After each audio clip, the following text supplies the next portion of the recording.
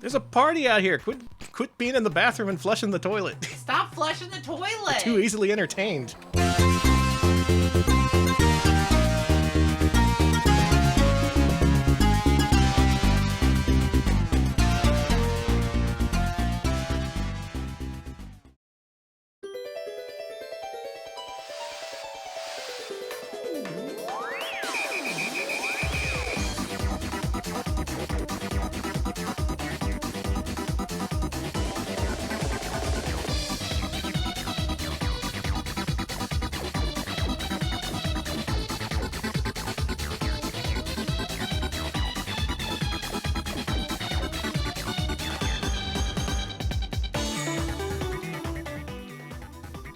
Live from Austin, Texas, the Italian bottom of North American cities, it's Retro Pals with Danny and Alex.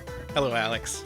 Hello, Danny. Our chat is clamoring for Italian bottoms. Yep, clamoring. It all makes sense. It makes complete sense in context. For context, check our last pinball stream, because I'm not going to explain it. Yeah. Hi, everybody. It's Retro Pals. For some reason, we're doing another pinball stream, so get ready for 2 hours of nothing but Danny's bullshit.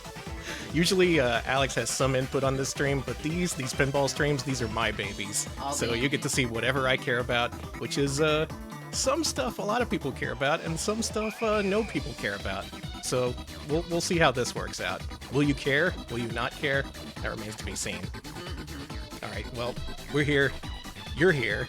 And we gotta thank some people. Alex, why don't you thank some folks? Real quick, thank you to Fire Mountain for the 33-month resub. Give me your money. Well, technically you gave us money. Thank you. Thank you. And thank you so much for that. Thank you. Arpigoff, 44-month resub. Do appreciate that. It's a really long resub. Thank you, Eltriok, 48 whole months. That's 4 years. Thank you. Holy crap, thank you. 4 years and counting with the pals. Thank you so much. Thank you, Punky Crisps, for the 32-month resub. Danny. Peter Sellers. Oh, no, the stream crashed. Thank you, Tough Goes, for the 29-month resub. Do appreciate that quite a bit. Thank you so much, man. Thank you. Thank you, Seraphis Kane, 100 bits. Yes, hello, I was told this was a place to go for Italian bottoms. Yes, it is. It is. This is your resource for Italian bottoms. Welcome. Thank you, Deacon Thied, for the 9-month resub. None of these tables are the Bram Stoker's Dracula table, so they're all automatically bad and stinky. So yeah, these... Yeah, sorry, that's a Williams original. No, Bally would not touch Bram Stoker's Dracula, unfortunately. And thank you, Celltape9091, for the 100 bits. Hooray, the Pinball Pals are back! Wah wah, tilt limit. Thank you. Yeah, thank you so much. Oh, this will be a good one. Oh my god. Well, this stream is extra dangerous because I have to enable display capture for this, so you're going to get to see a good portion of my regular monitor setup. Gotta be careful not to drag anything incriminating in front of the window this entire stream. Alright, no Italian bottoms. Boy, here we go. Alright, well, we're doing it live. Whatever appears on stream, and that's between God, me, and however many people are watching this. So, we decided this was Pinball Week. We took a poll to our patrons, and we said, you know what, let's try something a little different this time around. We got 4 poll options, and you get to decide based on the backglass art. So why don't we show what the options are here? Okay.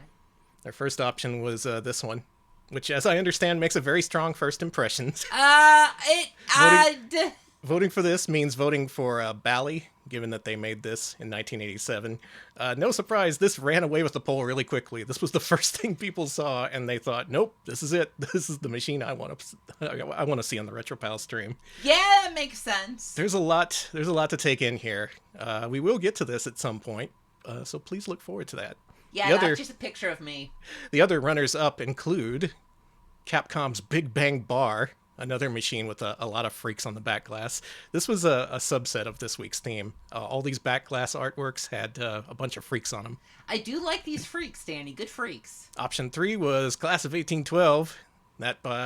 Therefore, that being Gottlieb. I just noticed the mummy has boobs and she's Medusa? You can't combine those two things. Did you notice that the clown guy has, like, a freaking kilt? There's a... And then there's a rat, Danny. I don't even know what to make of this. Why didn't this win? I saw this. I put it up. I put it on Patreon, and I thought, yep, this is normal. People are going to vote for this. This came in second place. This came very close to winning. Okay. And the fourth and final back glass full of freaks option was the X-Files. I guess People- they're freaks. Yeah, there's freaks in there. See, it's not just the two non-freaks. There's a whole bunch of other freaky freaks in there. Vince Gilligan, a freak. Totally. Certified freak.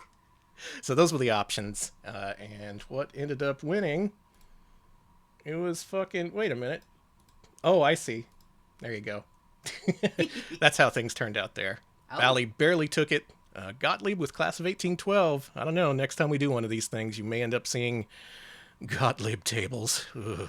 Oh, you love it. It's true. All right, so Bally tables. Bally is a pretty big deal in terms of pinball. You know what? Since Bally came up last time around, let's start things off with the same thing we started off the last pinball stream with, which is, of course, the classic 1930s table, Ballyhoo. Let's fucking go. Let's go. Thank you, Carmen, for the 100 bits. X-Files Pinball, the freak, is out there. Thank you. Thank you. Come on, show me. Let's go. Let's launch the freaking ball. Question, and I probably asked this last time, and I do apologize for forgetting. Is this by Bally Pinball? It is. This is the very first table made by them, and in fact, they got their name from it. They were so successful, they just decided to call their distribution company Bally. That is so funny. That is so funny. They're like, yeah, first time's a charm. Yeah, we got this. People like the Ballyhoo. They like the bonus Bally hole at the top, as you can see. People went wild for it. There wasn't much to do in the 30s. Bally hole. It just says, yeah, it's the Bally hole. Yeah, now last time around, we covered a different version of this table, which I think was 5 balls for a penny. This came out like a year later. They realized they could get people to pay a nickel for this shit, and you could get 10 balls for that. So you'd be high rolling out there with your nickel, putting this in the machine, being like, oh yeah, I don't need a fully featured dinner today. All I need to do is play you Ballyhoo. got a free play. I got a free play. Holy Sick. shit. Yeah, 5 cents could probably get you like a not microwave food. It's not then. They could probably get some you nice like microwave food. like a coffee and an apple and some French fries. Here's the fun thing about this. You don't got to take it one ball at a time. You can just launch and launch and launch. Just waste that money. Be like, haha, I'm a pinball millionaire. And I've spent like 20 cents on the machine. Everyone's like, damn, that dude ballin'. I think that was, except for the free play, that was the worst game of Ballyhoo I've ever played. That's like 7 in the outlane. We got 500 points, 200 points. You had to do a manual math back then because they didn't actually count it out. That counter at the top is a feature added for Visual Pinball X. And that's what we're going to use to play all of today's games. Visual Pinball X, a miraculous program that, after you wrestle with it for about 20 hours, manages to play some pretty good pinball. Hey, congrats on getting it to work. I love wrestling. I love wrestling with pinball. So that was 1932. We're skipping ahead a little bit for the sake of getting to our main event in the, that is, being the late 80s, early 90s. Let's skip ahead to 1956 and see another classic Bally table. This one's called Balls A-Poppin'. What? Anyway, thank you, Carmen. 100 bits. Bally Pinball, PZF, and F. Scott Fitzgerald. Balls A-Poppin'. Balls A-Poppin'. That's... Chat. Way back when, you could get away with naming a pinball table Balls A-Poppin'.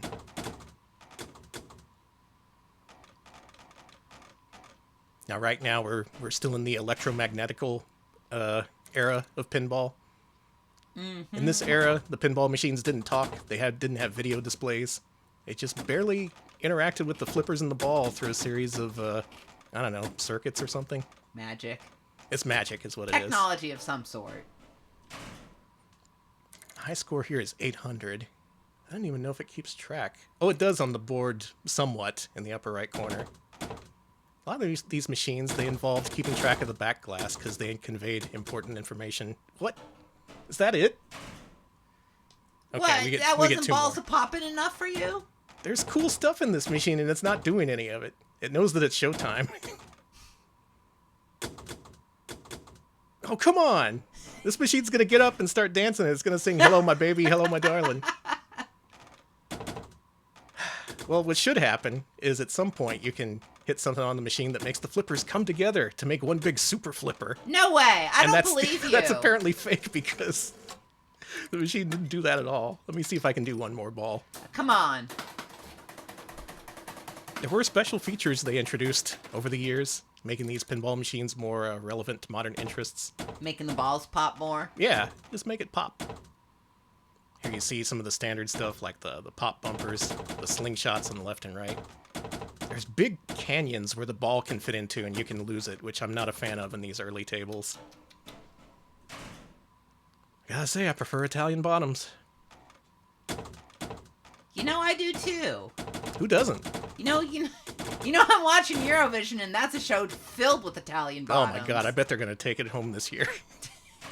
The Italian bottoms. Well, you'll have to take my word for it that this is an innovative table and not just a table that you put a quarter into and it immediately drains everything. But Bally was at the forefront after innovating with the original Ballyhoo and then going on to balls a poppin'. I'm sorry, the balls swear to God. You're not going to get to see the balls pop tonight, sorry. Let's skip ahead to 1970. Okay. We're moving right along. This is kind of a unique table from Bally. It's called Joker Wild. Really? No. Oh, it's all... Don't get your hopes up. Don't get your hopes up. Hey, this looks like... So even in the 70s, they still made these flipperless tables occasionally when they had a really good idea, like a table that lets you put together a poker hand. It actually tracks all the different cards you have and ranks you based on the card hand you have by the end. That's kind of cool. See, they didn't even need flippers. They were just like, don't need that shit. We know how to make a compelling game.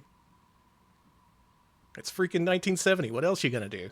You just need. We haven't invented Star Wars yet. You can't. There aren't any more nerds. I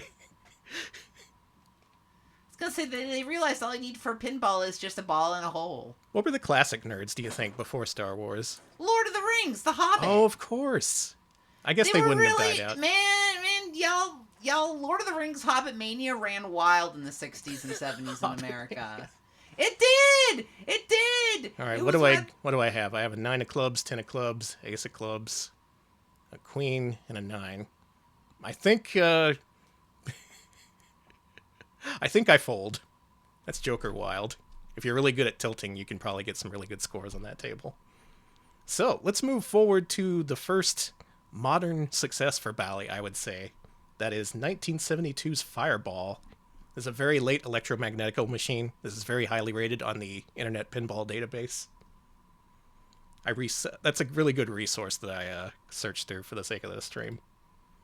They very highly recommend Fireball. This is, in fact, the highest rated Electromechanical Bally game. Oh, Fireball! I've heard of Fireball. Oh, it's noisy.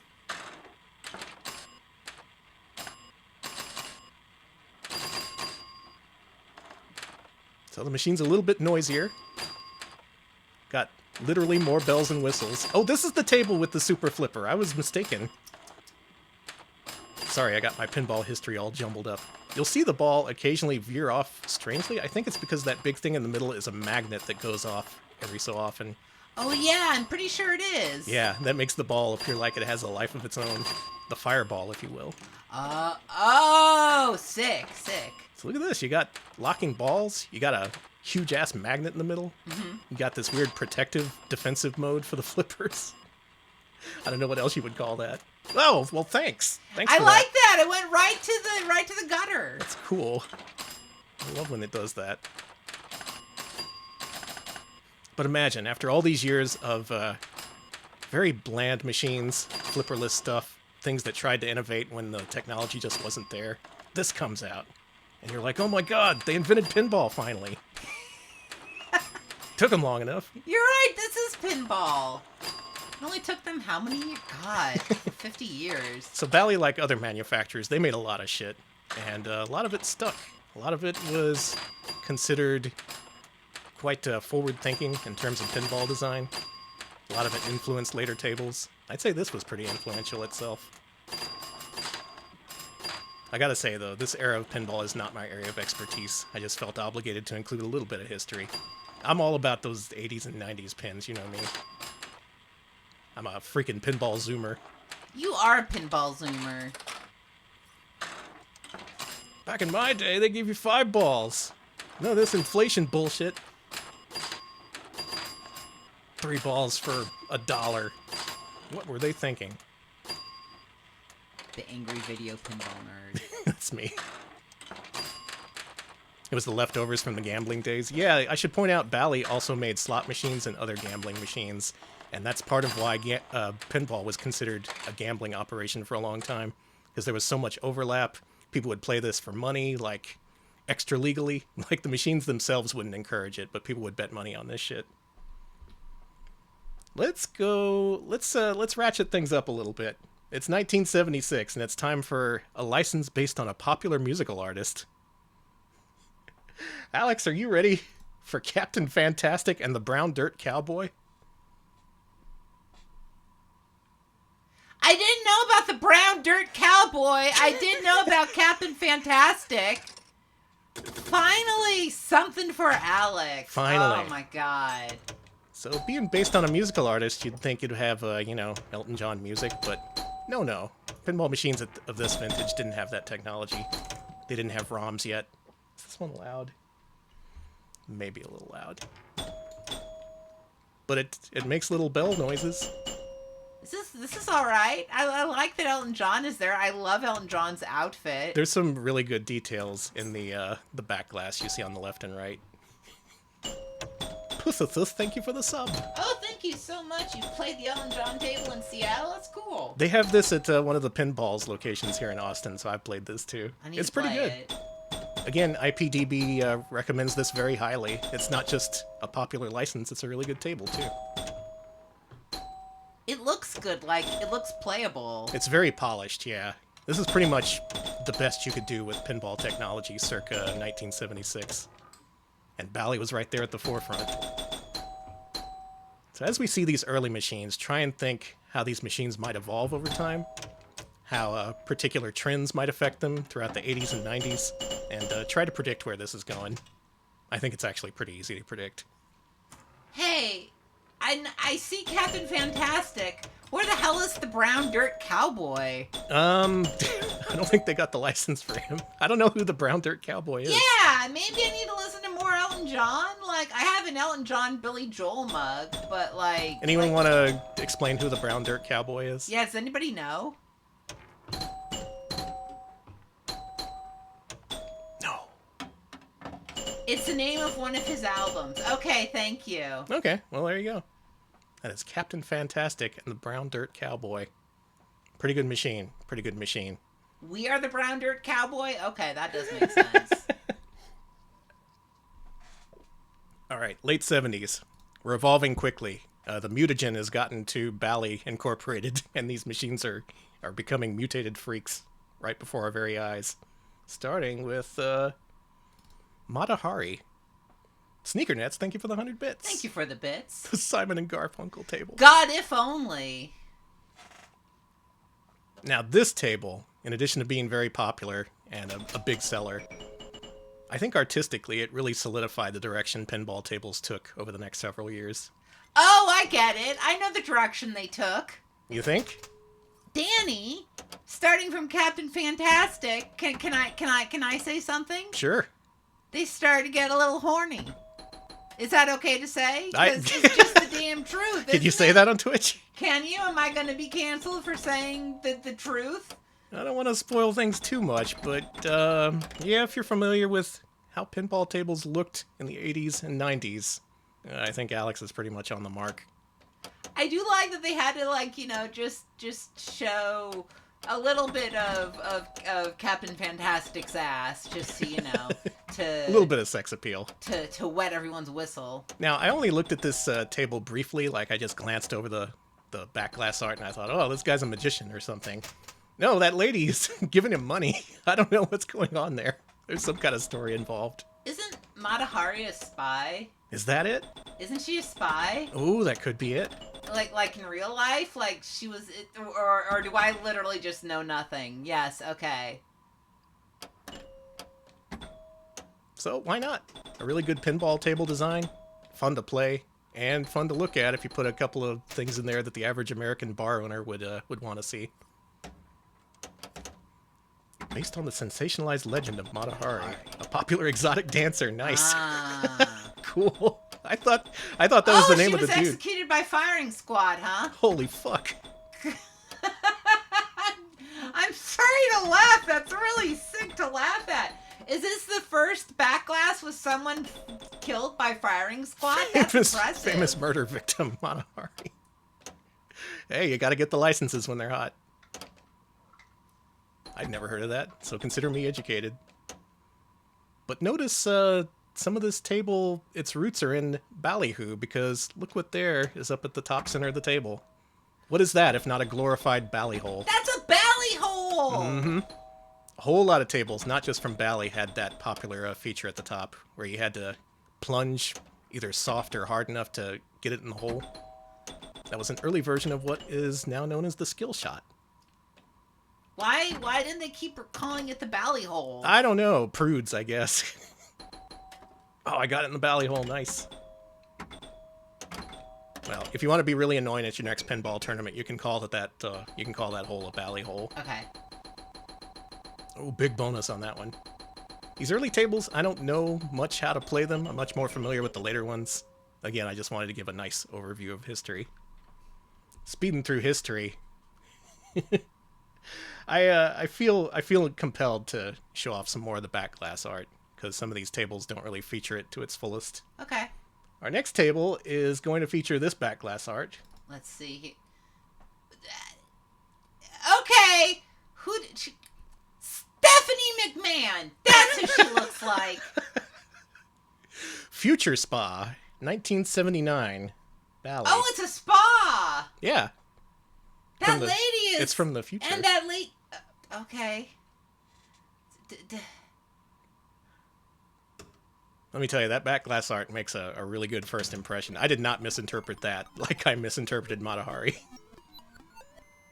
And you're hearing their tables start to make some interesting noises.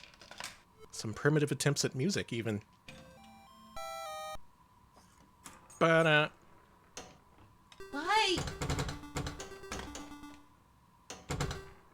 Future Spa was... This is just a theme to be horny. You can't... They should have just called the table horny. They should have. It's just like... That would be more honest. It was like, it's like they drew the sexy Backglass. They're like, all right, what the hell do we call this? So there's a lot of cool shit on this table. There's 5 rollover lanes. There's 6 at the top that you can plunge your ball into. So, like, a lot of potential for skill shots there. Also, the very far left out lane that I just fell into, that's an eject hole. You never lose your ball from that. That's nice. There's a few drop targets in the upper left. Some rollover lanes. A whole lot of shit crammed into this table. This seems a little bit wider. Does anyone know if this is a wide body table, or had those been invented yet? It seems wide. It does seem very wide. A lot of the most popular tables of all time are wide bodies. Okay, yeah, I had that feeling. You play enough pinball, you start to get the feeling. You're like, oh yeah, that's a wide body. That's a big boy. That's another thing you can do to annoy tournament organizers. Call wide bodies big boys. Damn it. Did you tilt? I tried to. Okay. Sneaker Nets, thank you for the 100 bits. Thank you. It is a really good thing you didn't pick Gottlieb. You'd see some really fucked up tables if you did. God. That is for next stream, maybe, if people don't pick Williams. I wanted to see the Capcom tables. Like, I've heard that those are legendarily fucked up and bad. Oh, I got a free game off that. Nice. But we got business. We got other tables to move on to. Because we are moving on to the 1980s. Oh, it's time to fucking party now, because it is 1980. Pinball is kicking into high gear, and they've decided to adapt some video games to pinball, which sounds fucked up and backwards and horrible, and it kind of was, but let's go with the first game. Space Invaders. Really? Space Invaders, the pinball game. 1980. Look at that art. Really? I don't think any of this art has anything to do with the actual Space Invaders video game, but there you go. That's artistic interpretation. And look at that. You got a little LCD readout now. It's fully electronic. This thing is ROM-based, baby.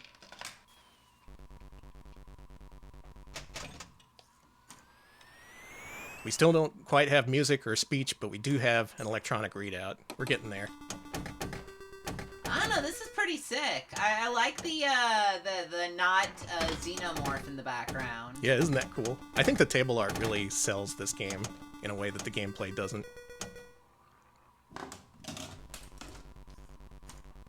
Just look at all those lights on the playfield there. So many things to like. Yeah, this does look really modern. This is a huge step forward. Just a few years prior, we were convincing ourselves that Balls of Poppin' was a good game. And now look at this. This is like 4 different Balls of Poppin's tables crammed into a single table.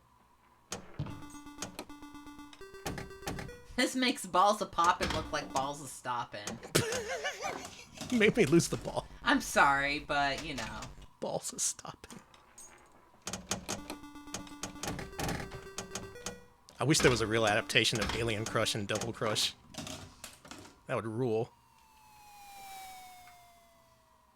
I guess I lose. I'm terrible at Space Invaders, the pinball. Let's move on to a table that I'm a little bit better at. So far you saw with that last game, it was just Space Invaders, no horny whatsoever, proving that there was plenty of room in the market to explore non-horny tables, more family-friendly ones. Yeah, yeah. Like this one. This is sapphic to me. You think so? This is for lesbians. The first pinball table for lesbians. You heard it here first. Thank you, Magmaran, for the 63-month resub. 63 months of Italian bottoms. Thank you. Yeah, you look up and you just see butt cheeks. And there's a lady there. Well, maybe the table is more restrained in its design. Let's find out. All right. Let us play Xenon. Italian bottom's right there. Hey, that is an Italian bottom. You're right. Look at that. 2 in lanes, 2 slingshots, 2 out lanes, 2 flippers. That is an Italian bottom if I've ever seen one.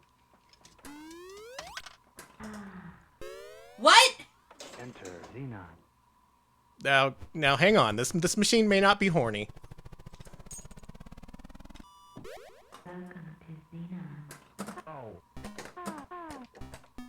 I take that back. Danny!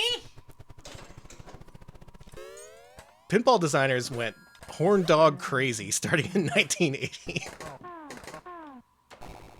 How crazy? They made the fake robots moan when you hit the bumpers. Danny! This is groundbreaking audio, and they're using this technology to be extremely horny. That's how sexuality was expressed in the 80s, through pinball. Everyone was so repressed, they were all like, what if I made a really horny pinball machine?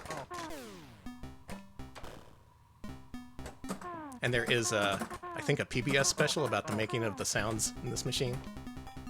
Which is really interesting, but also... How could they show that on, like here's like a 30-minute PBS special of people moaning into mics. Well, they're robots moaning. I don't think there was any actual moaning involved. Maybe I'm wrong.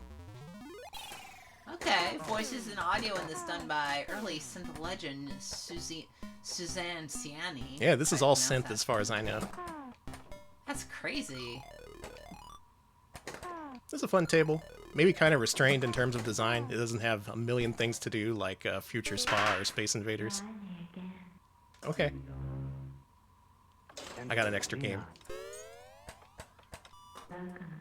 I kind of love this, Danny. Isn't it great? Yeah, actually. This is the kind of stuff they wouldn't let you do later on. You had to be really on the nose, like with fucking Whoa Nelly, Big Juicy Melons. Yeah. You couldn't have a subtle thing like fuckable robots. I swear there were a lot of fuckable robots in pinball for a while. It was like a trend.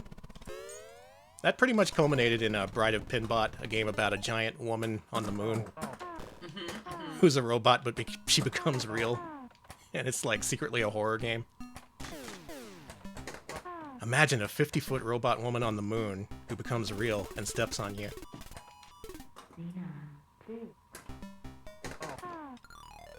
Imagine. I'm imagining it right now. Alright, last ball here. I like this table, it's neat. Just in terms of audio-visual presentation, it's a huge step forward.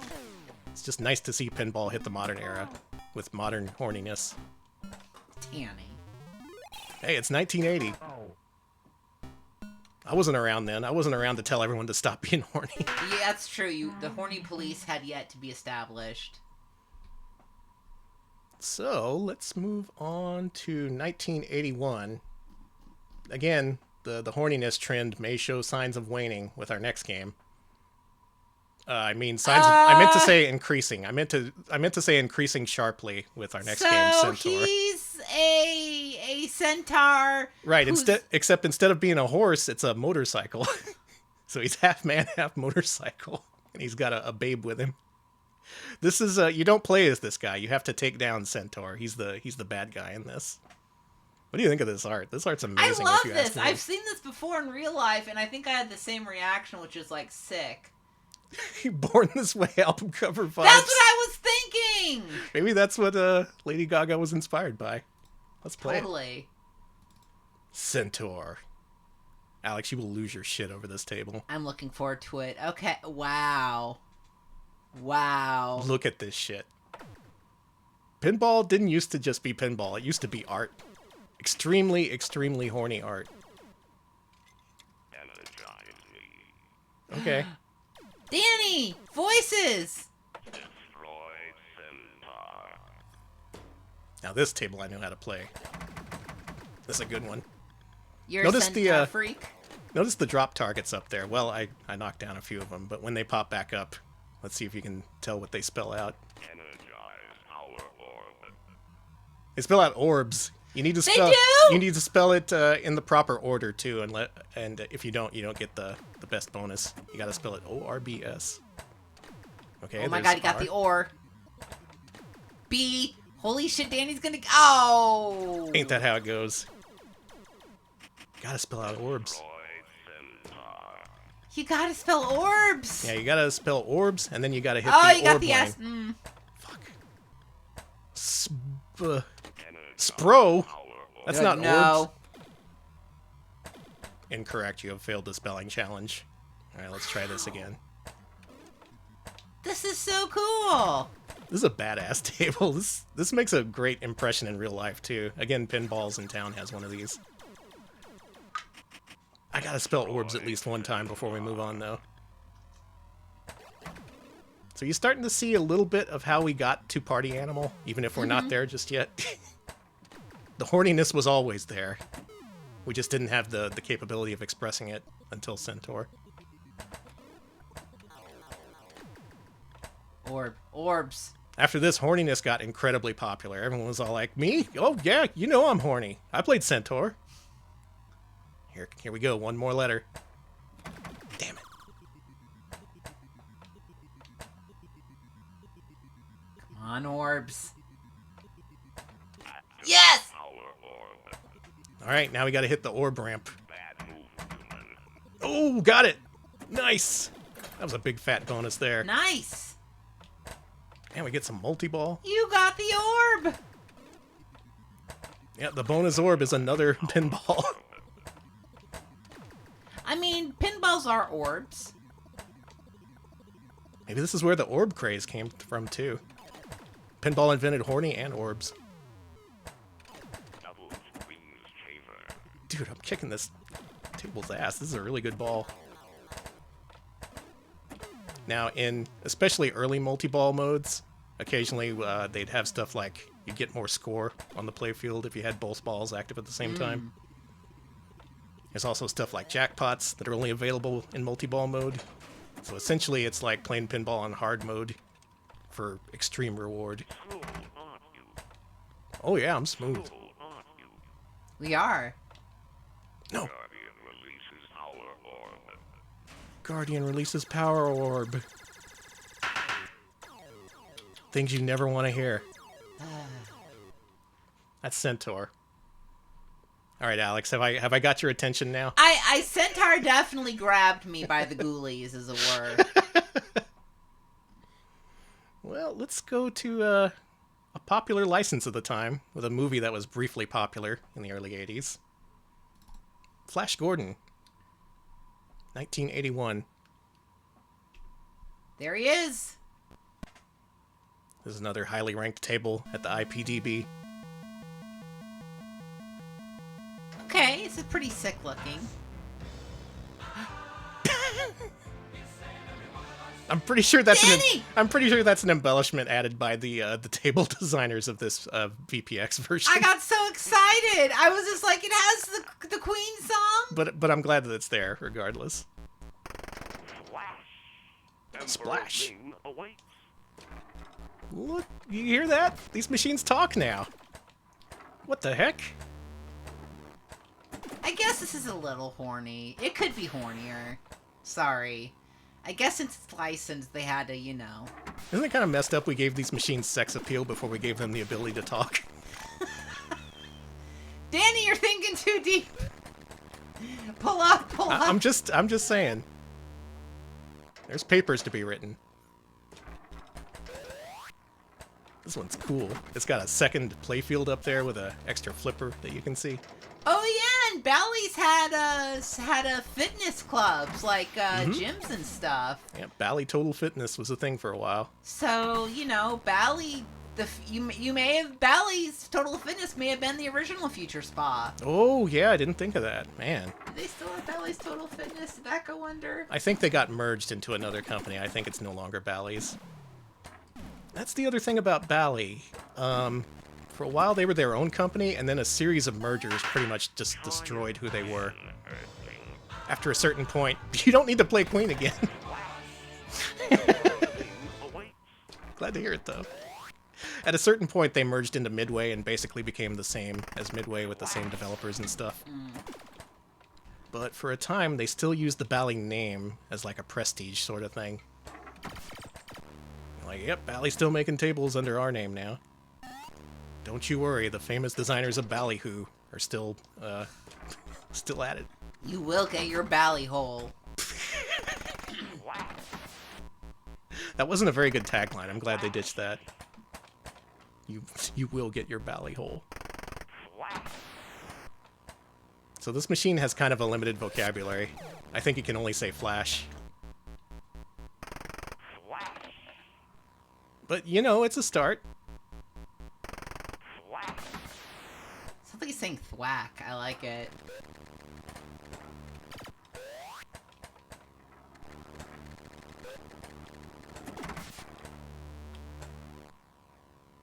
If you were a pinball machine, what would your first word be?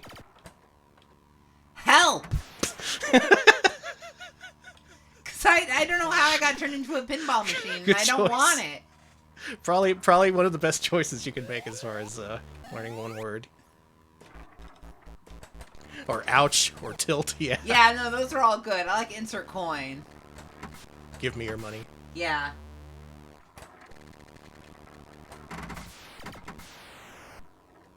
Okay, that's enough Flash Gordon. We gotta move on to the video game superstars y'all love to see. We all love to see famous names we all recognize from the world of video games. And what name is more famous than Pac-Man? Oh, I've heard of that guy. So let's start off with 1982's Mr. and Mrs. Pac-Man. That's right, they got married. They're no longer living in Pac-Sin. Mr. and... What?! Look at a little Blomby! Pac-Man. So Bally had the Pac-Man license, completely separate from Namco in Japan. And I guess they kind of ran with it, and they gave Pac-Man his own mythos. He's married to Miss Pac-Man now. They're no longer just dating. And man, this machine, you gotta see this shit.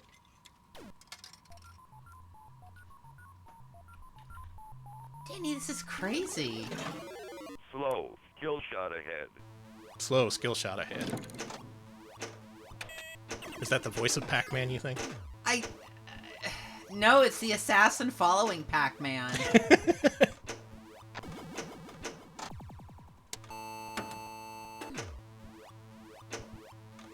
Now this table, the objective is to drop all of these drop targets in these banks!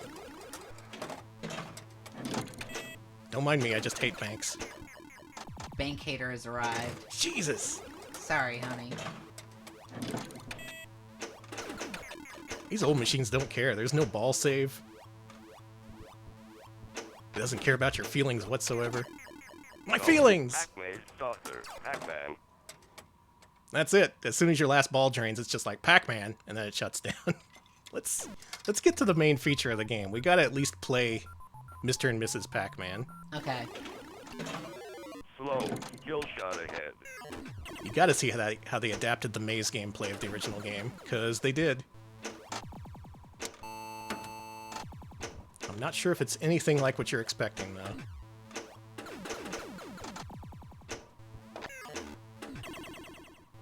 God. That's the trouble in these machines. You gotta balance between staying alive and actually doing the goals you need to do. Let's hit the freaking drop targets. There we go. No, don't do that. It's us. We're in the maze. We are.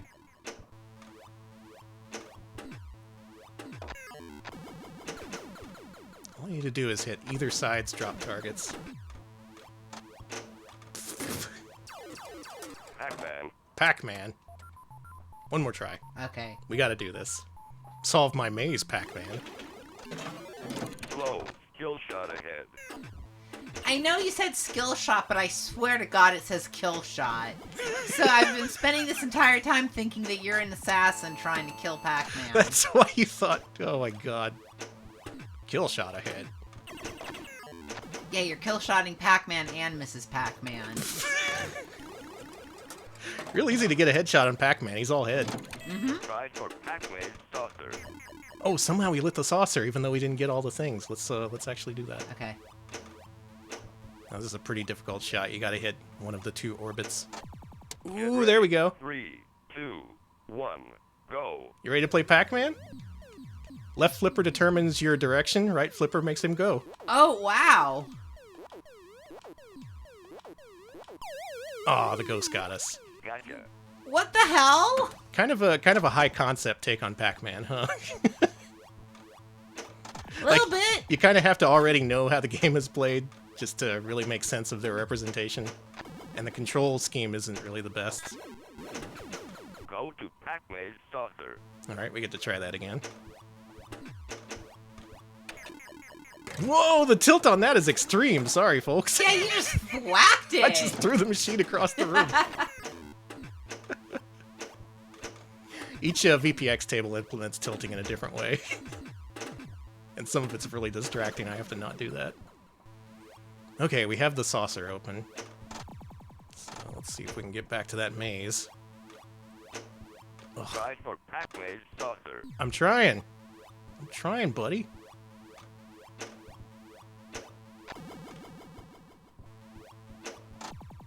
Get ready. 3, 2, 1. That noise you made. I'm sorry, that ball really struggled. Let's go down. Oh, we can fill up the entire left side of the maze. Look at that. But the freaking ghost can go through my pellets. That's unfair. That is unfair. Pac-Man, you unfair little rascal. Eventually, the goal is to get into the saucer so many times you fill up the entire playfield, and that gets you a nice big bonus. You know, I assume most operators don't care if you tilt, but if you're like really tilting the table, Oh, yeah. I guess they would care. Yeah, tilting's part of the game. Mostly they don't care. Unless you hit the table hard enough to slam tilt it, which resets it. And sometimes it makes a really loud noise to tell everyone you're being an asshole. So don't do that. That's Mr. and Mrs. Pac-Man. They're married. I'm happy for them. Me too. You know what they can do now that they're married? What can they... Danny. Alex, now that they're married, they can have a nice little baby Pac-Man. Oh, I know this. Oh, hang on. There's a couple of different versions of the machine I want to show off. Let's Okay. show off a machine that represents how you would look at this in real life. Because this machine is kind of non-standard. It uses video monitor and a mini playfield. Pinball playfield. See, that's what it looks like. There's a vertical monitor right here. There's a little miniaturized pinball playfield. It's not really obvious from this angle, but the tilt on this is much less severe than full-size pinball machines, so the ball actually moves pretty slowly in real life. But I don't like how this version controls, so let's go back to the other one. Okay. Shit, I got rid of the... Hang on. You're good. Am I? Are you? It crashed. Uh-oh. Uh-oh. Don't worry about it. Don't worry about it, okay. Yeah, you tilted it. You tilted it. I fucking tilted it. Do I need to Control-Alt-Delete this shit? So help me God.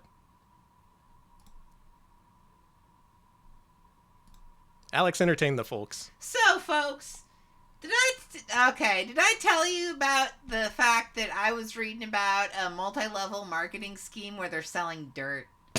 Just straight up dirt. They can't. The company closed because it got sued because the dirt had lead in it. But well, technically the FDA pulled it. But yeah, Sounds of a people struggling were just Pac-Man in selling the dirt. background. It was pretty cool.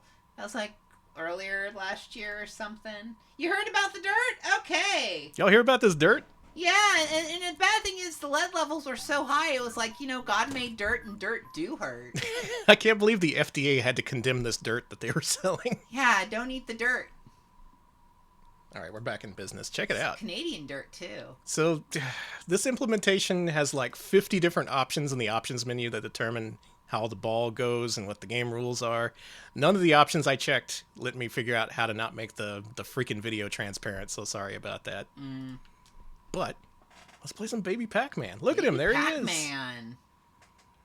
God, this is gonna be a stream disaster. I have to use the keyboard for this. Y'all ever played a video game and a pinball machine at the same time? Not on stream. Good luck. Let's do this. This game was never ported. It's been abandoned. It's been forsaken by Namco and Bally and Williams. You gotta escape the maze to start the pinball portion. And from here you earn in-game bonuses. Which sounds cool, but by default they don't give you anything. There's no energizers on the field. You don't get any escape routes. Really? You gotta unlock that shit by playing the pinball machine. And if you drain before you enable that stuff, you're kind of fucked.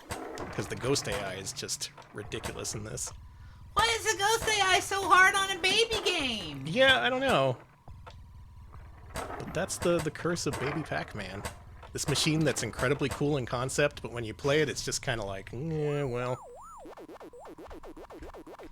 Yeah, there's only 2 power pellets on the screen. Oh, I did earn energizers. Nice. Let's see if we can actually make it. Probably not. Shit, maybe. Ooh, ooh, ooh. Yes, yes! Oh, the rare energizer run. You hardly ever see this. Dare I go for the cherries?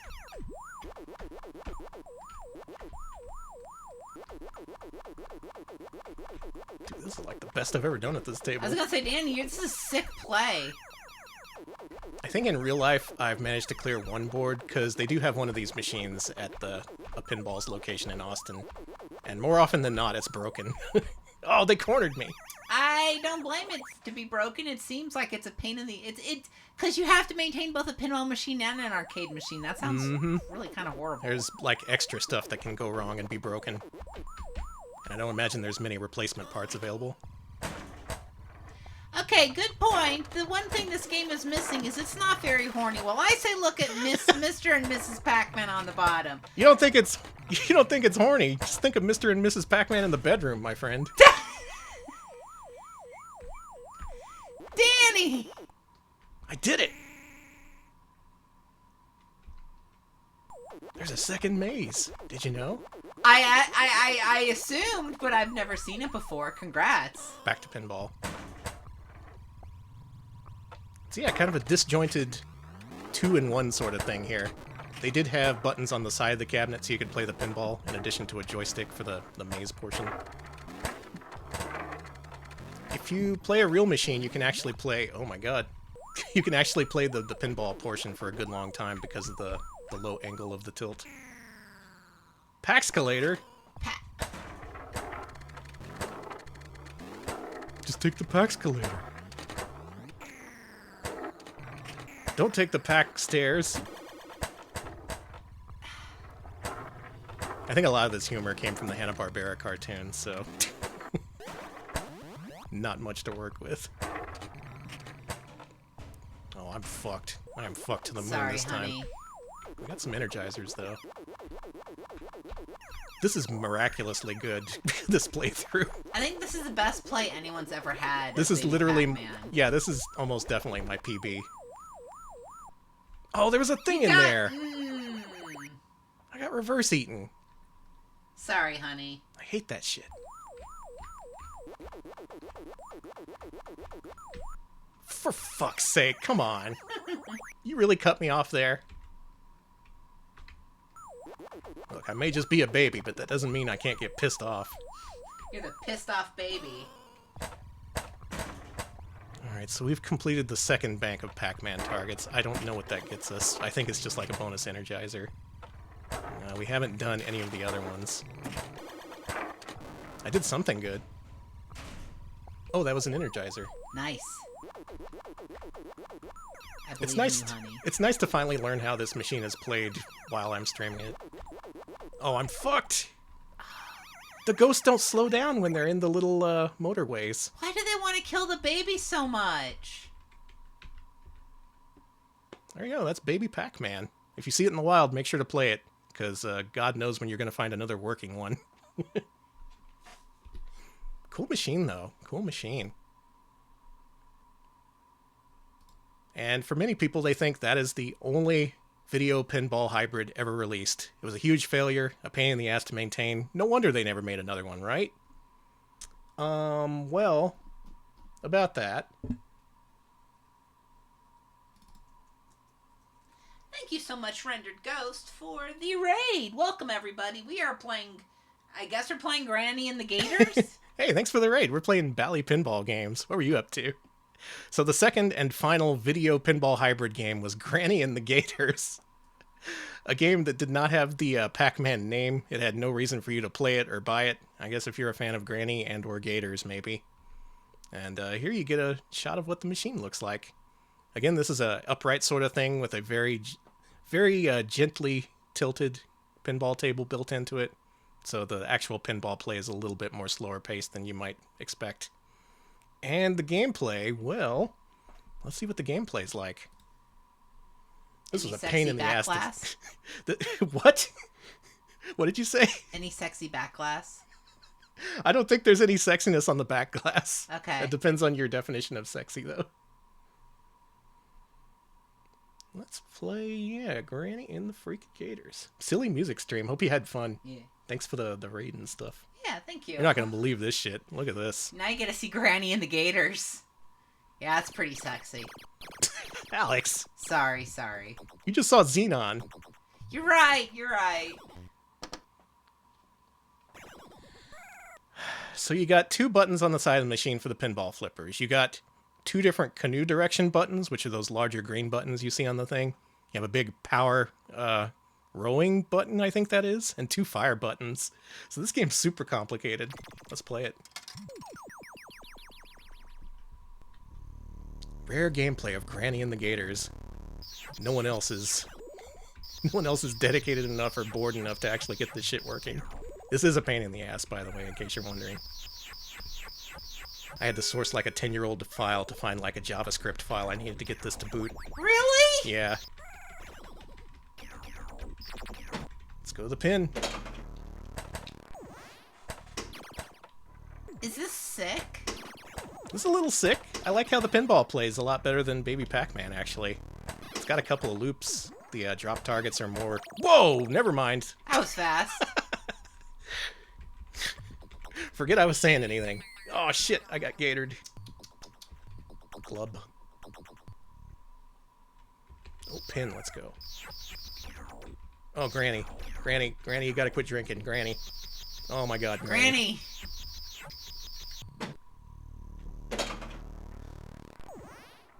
Granny, this ain't no river rafting. You gotta put the beer down.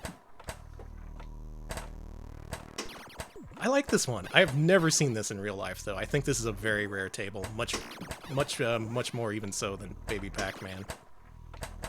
Can't imagine what maintaining this must be like. Okay, we got all the drop targets. What do we do from here? Oh, no. Sick. Back to the video game portion. The video game portion looks like something Taito would make around this time. Yeah, it does have Taito vibes. No, my canoe! You gotta get money to pay the toll? You have a gun. Did I mention you had a gun? Well, why aren't aren't you shooting the gators? Because it's really hard. There we go. Oh no, I hit the rapids. You're supposed to go through the gate, but you gotta pay money. Watch out for the tribesmen. There's so much to keep track of in this. I'm just looking for the next pinball exit. Here we go.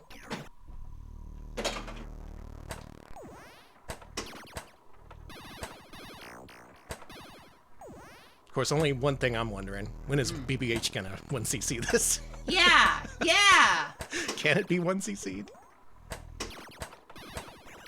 I don't think I've ever actually seen this game being streamed here on Twitch. Mostly owing to that's a big pain in the ass to set up, but I don't know, it's kind of cool. Retro Pals, we will bring you Granny and the Gators. I'll do it. I'll waste an entire day getting this shit running. Danny did waste a whole day, too, yeah. It was worth it. We couldn't be streaming Bally games without Granny and the Gators. Was Ballyhoo at least easy to set up? Oh, yeah. Okay. That was no problem. Oh, the problem in having two different rowing buttons is, well, you can see it. Of course, if you get a groove going, you can go really fast, and that feels really good and fun. Uh-oh.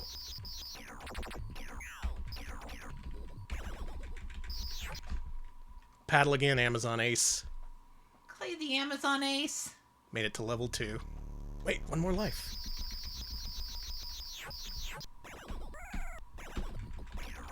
Yeah, yeah. So it seems like there's, judging by the map on the play screen, there's like 5 areas, so maybe you can actually beat this. Has anyone ever in the history of mankind beaten Granny and the Gators? Maybe I should be the first. I think you'll do it.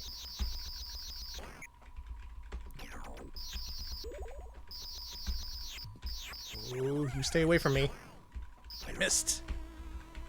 You're doing pretty good. I don't like that gator. We got him. Ooh, rare albino gator. Danny, it's endangered! And you Fuck. killed it! Welcome, Flannel Cat. We just killed an endangered albino gator. How you doing? Hey, Cat, how's it going? You ever play this one? This is a weird one. I am D. Da is my high score. Granny and the Gators from 1984. Unfortunately, was not the revolution Bally was hoping for, so they went back to just straight up pinball tables. Damn. But they weren't done messing with video game crossover tables. Arborelia, hello. Welcome. Arborelia, a highly recommended follow, by the way. She does a chrono gaming series based on pinball tables. She's up to the 90s now, which means she's played like hundreds of these things. Our next table is Spy Hunter. Thank you, Kate Lipsy, for gifting a sub to Flannel Cat. Welcome to the Sub Club, Flannel Cat. Enjoy your Kermit H's, and it's Spy Hunter! Spy Hunter, the pinball table. Can you see what's wrong with this table? Hey, wait a minute! This is like... It's like they miscentered the Italian bottom. It's the Italian far right. Alex!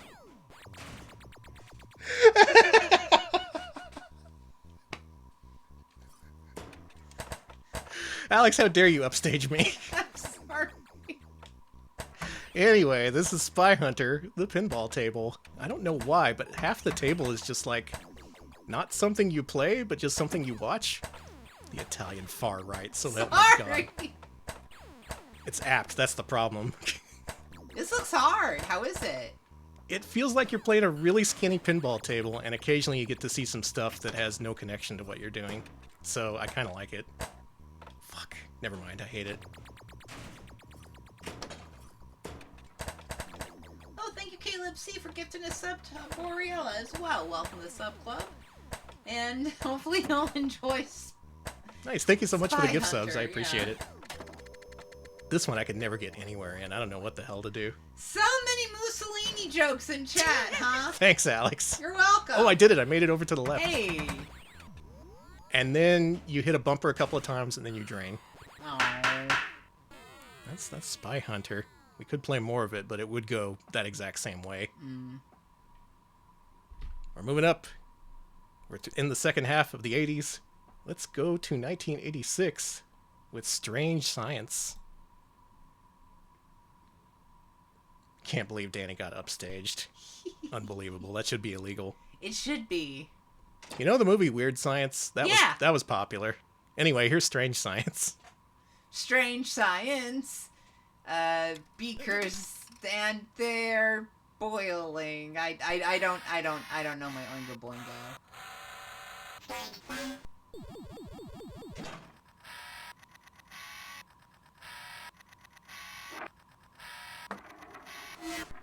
Is it trying to play guitar? Is that what that is? Yeah.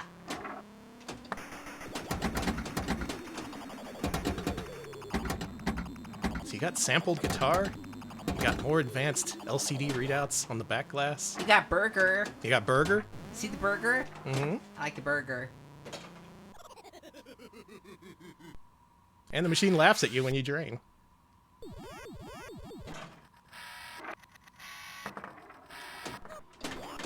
Top flipper loads Addams. I guess we need to do that.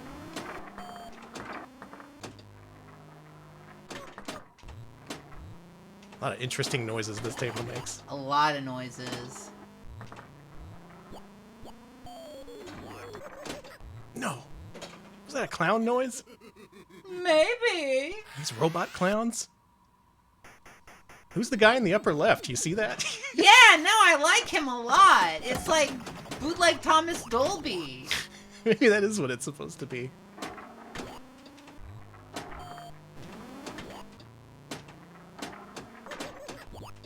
Danny, I kind of like this.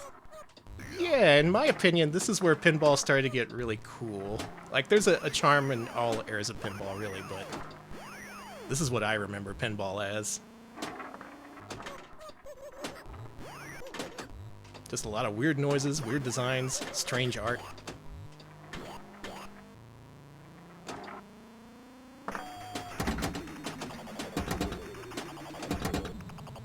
What are we doing here? We're accelerating particles or something. Yeah, I'm trying to figure out like the plot. You're obviously doing science, and it's strange.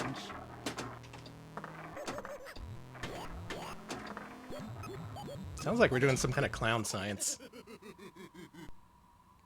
It's a clown, damn it.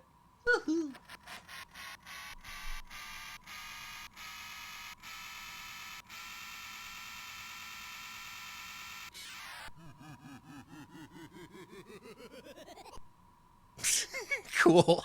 Very cool. Good. There's more to see here, but I gotta keep moving on because we're about to get to some of my favorite tables. But before that, let's, I figured y'all might want to see what a Dungeons and Dragons table might look like if it was made in 1987. Because that's what this is. Sick. I don't even know what I'm looking at here. This design is kind of... it's avant-garde.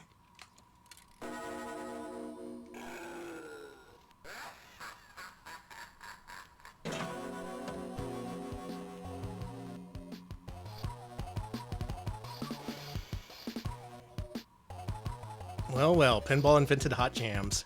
This is sick.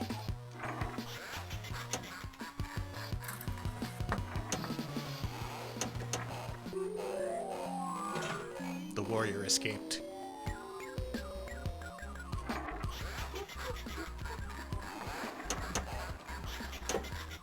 No!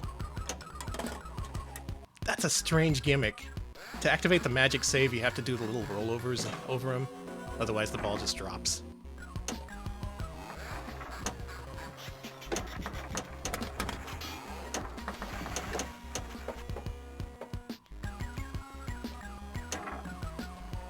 Hey, this music's sick. It's pretty good. I'm no good at this table, though.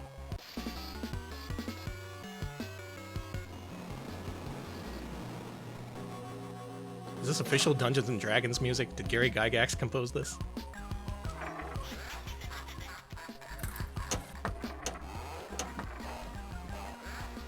Oh, it dropped! Come on!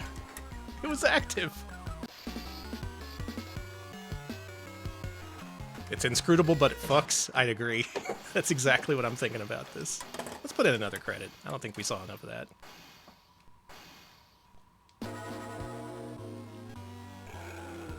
I just want some more jams. Hostile dragons it set up there. I'm a hostile dragon. Not that hostile. Yeah, that's true. I'm the vaguely annoyed dragon. I'll be like, eh. That was the worst move I've ever made in my life. Yeah, it kind of bounced off your flipper right into the gutter. Pretty cool. Experiencing pinball history and a blooper reel tonight. One of these days I'm gonna have a good ball.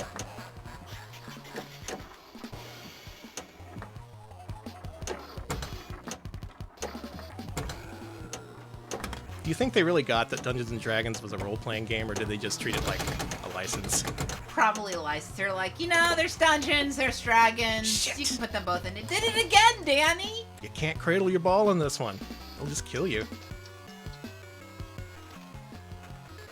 Sick jams, though. Sounds like something Tim Fallon would make. Mm-hmm.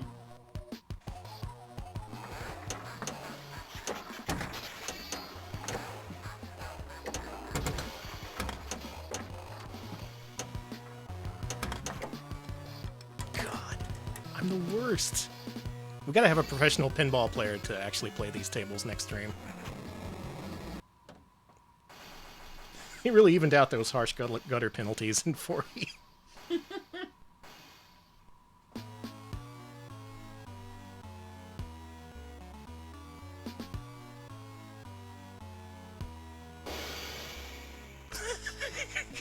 Is the drummer okay?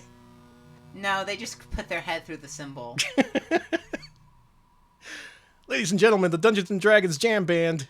Good job, guys. Thank you, boys. So also came out that same year. Alex, I think you're going to like this one. This is Heavy Metal Meltdown. Okay, I'm here. This is in a different kind of format than you usually see. In this kind of format, you always see the back glass, which in this case is kind of a positive.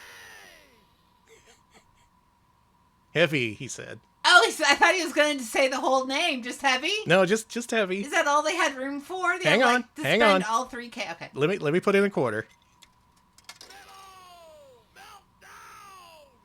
All right. Okay, See? I take Told it you. back. Shouldn't have doubted.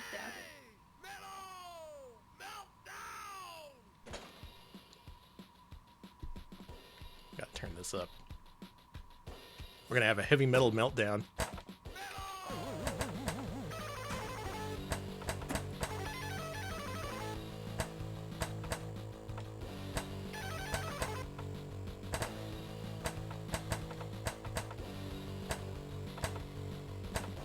Hey, Alex. Very good.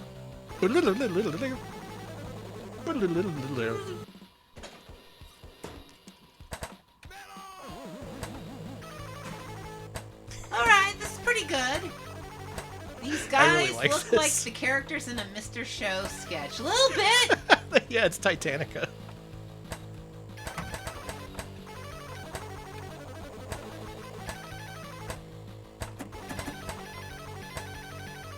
See, sometimes you don't need a good idea or a good table. You just need to have a guitar and some guy saying heavy metal. Actually, this design is good and also the concept is good, so never mind what I said. You need all those things.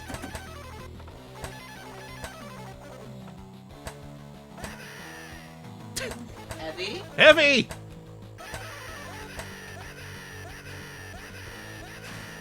Are you okay, dude? Heavy. How would you describe this game, Alex?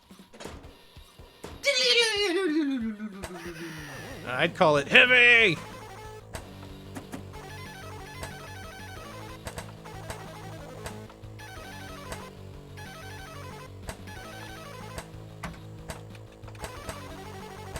I want to rip these sounds and, like, algorithmically put them together to make stream music.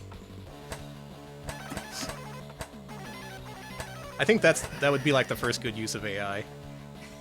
Danny, it's gonna sound horrible. You have to do it. Yeah, exactly. God.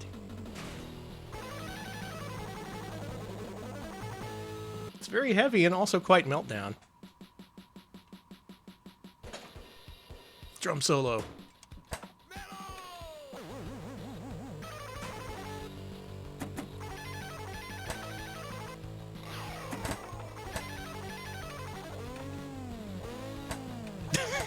These sound cues are killing me. Wow. This reminds me of like those Fisher-Price guitars, where you just push a button and it would play some riffs. Yes, those are good. Heavy metal meltdown.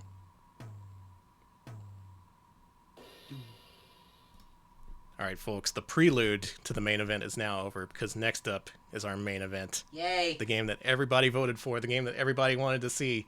Everything we've seen so far is leading up to this. This game represents all the best of what we've seen so far. A collection of freaks in a party setting.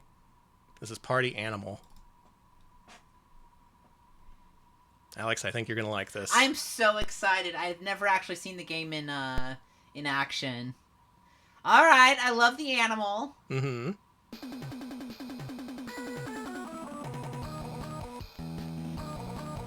Sick. Sick. I'm here. Are you in? Yes. Are you in for this? Let's play some freaking Party Animal. How you doing? Yes. How you doing? Oh my god, you worked at a Hershey Park with a party animal? Nice. I am so glad. How you doing? I'm so glad someone would just always play that table. So this machine is notable because it has the first Oh my digitized God. sound effect of a toilet flushing in a pinball machine, and the first digitized burp in a pinball machine. Really? So the object of this game is you are the party animal, and you gotta get yourself laid. Something I've never done in this game. I don't think it's possible. You gotta do that by completing shots, by doing different jukebox songs. And then you gotta ask a lady out for a date by hitting a ramp. How you doing? Get lost, jerk. And that's the best I've ever heard. Every single time I make that shot, she always turns me down. How you doing? Get lost, jerk. I just cannot. This party is doing nothing for me. Tracks with real life. I want to at least hit the jukebox a couple of times though, because if you see on the information below the flippers, this actually has a collection of licensed music. We've been listening to Louie Louie, the party favorite. Ribbit. Fucking, the outlanes on this are insane. Danny needs a free play. I need infinite balls. I wonder if that's Need an balls option. to pop in. That's true. I love the jukebox, by the way. It's a really good feature. There's 3 targets on it. You hit all 3 and you hear a new song. That's our objective. If we can't get our friend laid, we can at least listen to different music. God! There's a party out here. Quit being in the bathroom and flushing the toilet. Stop flushing the toilet! Too easily entertained. I guess it's because he's an animal.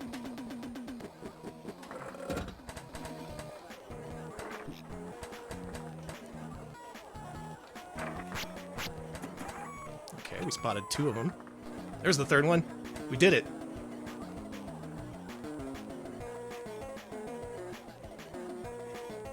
Alright. The Pee-wee's Big Adventure Classic.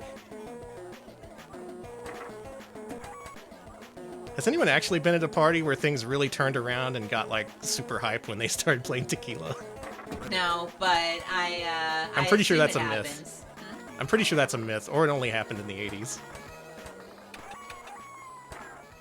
Ribbit. Tequila. Anyone ever wear a lampshade on their head? That's a good question too. Who's done that? Who's gone to their friend's house and taken their lampshades off the lamps and put them on your damn head like some kind of fool? That's the thing. I don't think stuff like that happens anymore.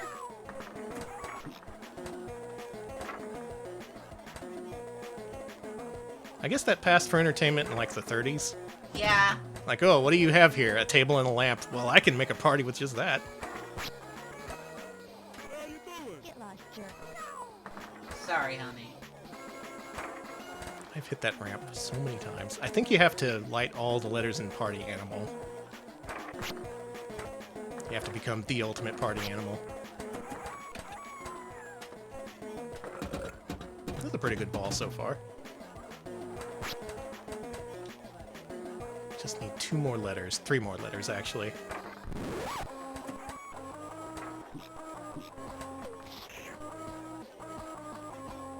This is a very janky version of Satisfaction. I was gonna say, this is Satisfaction?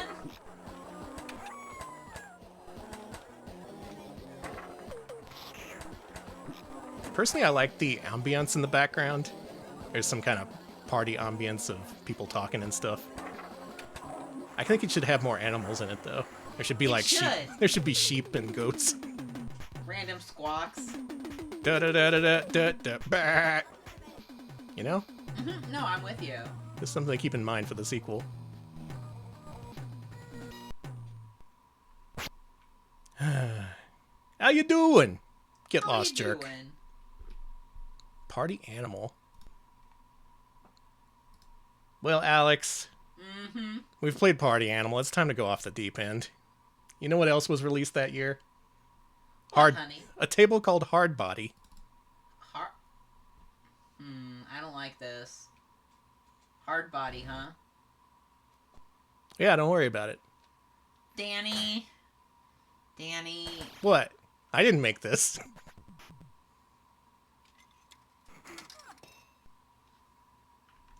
Look, it's history, all right? It's history. This is a history channel, Twitch cops.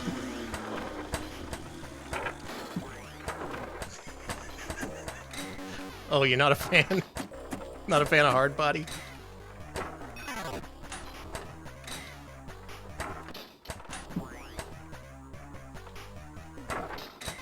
Alex is displeased by this development. I am. It's a neat table. It's got a little turnaround lane on the bottom playfield. There's a whole top playfield with 2 individual flippers.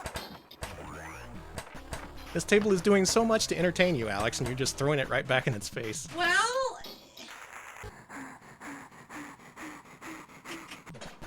And just because it does that every time it counts up your bonus doesn't mean it's not a table you can show your grandma. It's not a table I can show my grandma. This is something everyone can enjoy.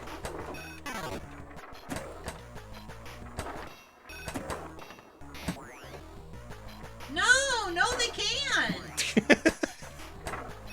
Now this is probably where Bally Total Fitness came from. You want a hard body like in Hard Body? No. I mean, maybe. 80s had a big fitness craze. That's true. I don't know. You just what? I oppose that. Oh, you want to make a purity mod for this? Maybe.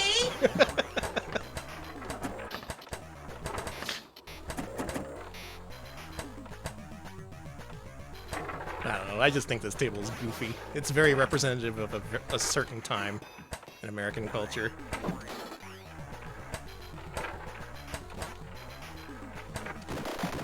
You just had to be there, man. If you were in the shit in 1987, you'd be like, ah, Hard Body. This makes sense to me.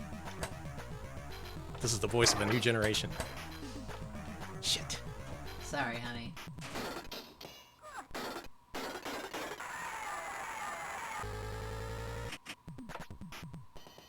It has a pretty good soundscape when it's not sex moaning at you. It really does. If the sex moaning would stop, this would be an excellent game.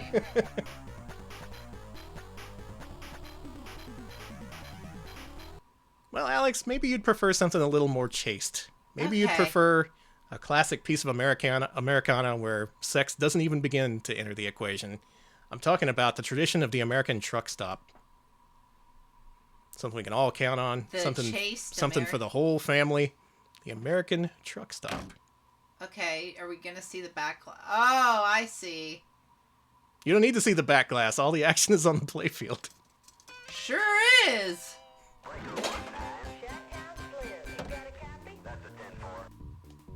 All of the... So not only do the machines talk now, but they talk a lot.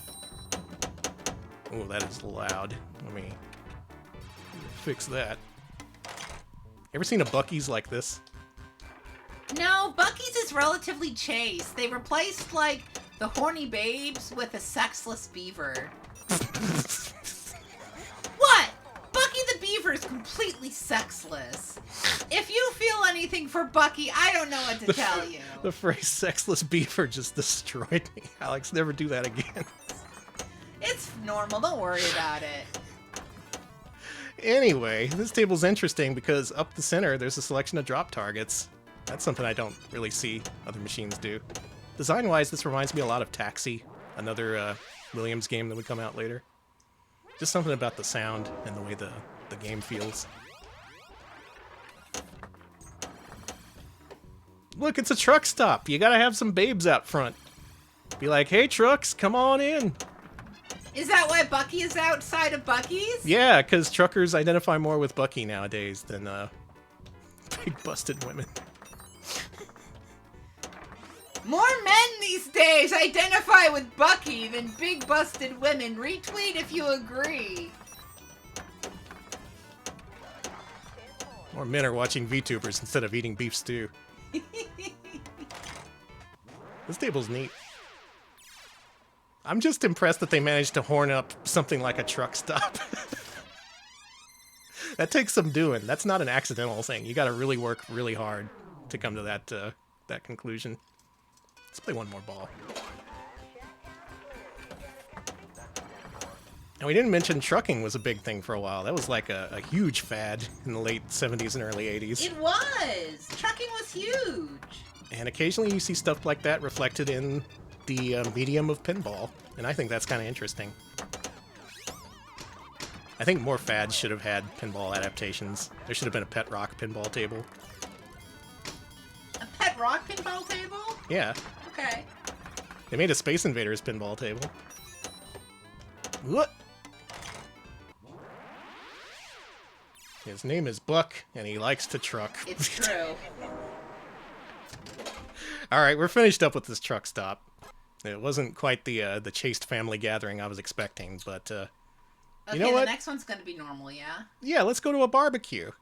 A nice American barbecue with all your friends. Get around, grill up some meat, toss it in a bun, eat it and go, that's meat. That's a barbecue. I'm glad I summed up the American barbecue so well. Anyway, we're going there with our friend Elvira. Elvira! I love you, Elvira. Elvira's a queer icon. I wouldn't call her chaste. Oh my god, has the back glass? Is it at the right ratio? Yes. Because it... We're here at the Elvira's barbecue. She brought her friends, the werewolf, the vampire. And there's a hot dog. There's a guy with a head in a jar. That's the deadhead. You gotta remember the deadheads. Oh my god, it's got a barbecue bonus. Mm-hmm. This table's fucking great. Can Let's you play hit the this. start button before inserting a credit? Hang on. Let's try that. Aw. Oh, wait. Let's do that. Okay. Nada. I heard it make some noise. Thank you, Smell Bear. 69-month resub. Holy shit. What an appropriate amount of months. Sub-months. Yes, thank you. You looked up and saw used drugs on the LCDs. Yeah. Oh, good. I fucked this up by trying to reset the machine, so let's go ahead and just reload that. Okay. Elvira, you ready to party? Hell yeah, she is. She's got her hot dog. She's got her barbecue. Hey, let's party! Okay.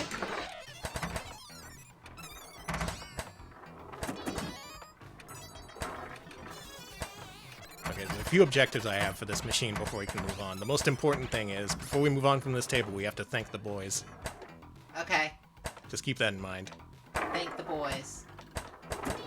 Good evening. Hey, it's Dracula! Mhm. I know that guy.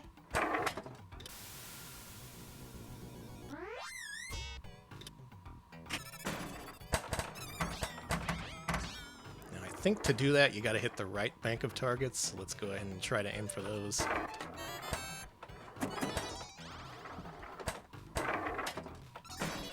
One more to go. A lot of different features on this table. Real fun theme. A lot of different voice clips. It's just fun, this table. Yeah. Good evening. There we go. I don't have much to say, because honestly... All right, we hit those drop targets. Now all we got to do is hit the center hole at the top, and we can thank the boys. Yeah, I thought the party animals were going to be in this. Like, I guess the party There we monsters go. and the party animals are different. Oh, hey! They're Thank dancing! you, boy. Oh! Oh, that was great! That's the greatest thing. I love this table. Thank you, boys! Thank you, boys. Oh, we got that party punch. What kind of punch do you think Dracula drinks? I mean, obviously blood. Yeah. That's not an option for all the partygoers, though. Can we have some non-blood options? Oh, this is like, it's like a mocktail. Oh, Or- yeah. Yeah, okay. So we have non-blood options. That's good. Well, I tell you what, I'm glad I loaded up the right version of this table, because I had two different versions when I was going through my list. Uh-huh. The other was, this was Elvira and the Party Monsters. The other one was Elvira and the Party Monsters nude mod. I mentioned it earlier before the stream, but I wish it was the Granny and the Gators nude mod. God, that would be fucked. It gives Elvira, the one near the flippers, some really badly drawn breasts. And the boys at the top of the machine, it replaces them with these big 3D cartoony boobs that are just floating out in space, and they jiggle when you thank the boys. It's so fucking funny, dude. I wish I could show it. Danny, that's fake! You made that up! I'll show you after the stream. Okay. Anyway, in my opinion, this really encapsulates the best of pinball of this era. Just a lot of freaks collected on the back glass. You have a fun party theme. Everyone's just out here having fun. There's no bad guys here. We're just here to eat barbecue.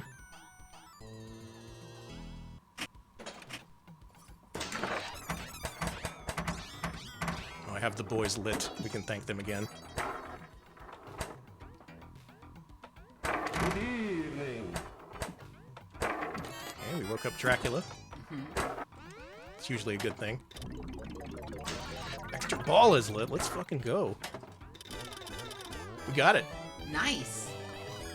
You're really good at this one. Yeah, I know how to play this one. I did want to show off all the 70s and 80s tables, but my heart is with late 90s pinball tables. Boogie!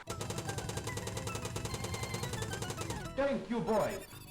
Thank you, boys! That's why my heart is with late 80s and 90s pinball tables. What else can you do here? You can lock a ball, you can wake the deadheads. If you want to lose your ball, like that. Oh. Yeah, if you go for the deadhead targets on the left, that's what happens every time. How about another ball? How about it?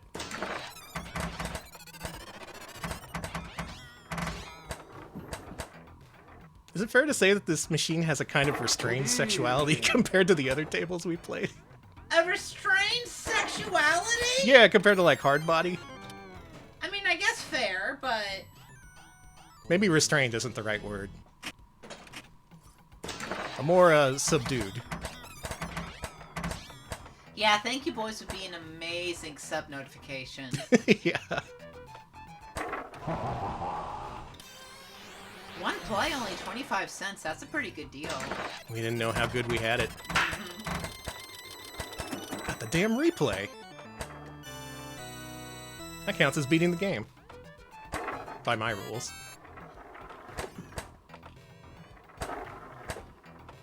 I'm gonna see if we can get some multi-ball started here.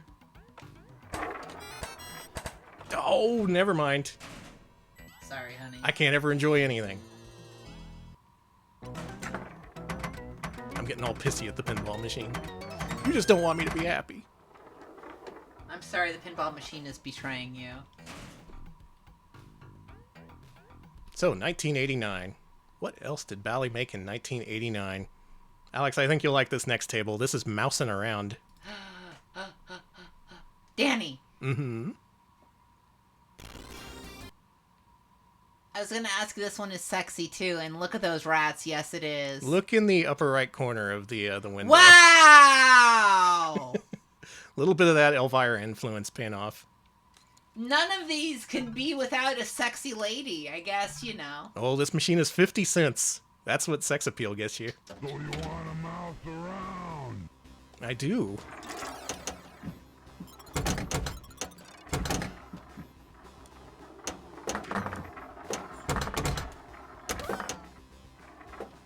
This one is slightly loud. That should be better. Who here has played mousing around? This was a pretty popular table for a time. Around the same time, Williams also had a table called Bad Cats, which covered a lot of the same ground. Bad Cat's very thematically. good game. Bad Cats is excellent. Looks like we have 3 targets here. Let's try and hit those. This table I'm not very familiar with, but I'll try.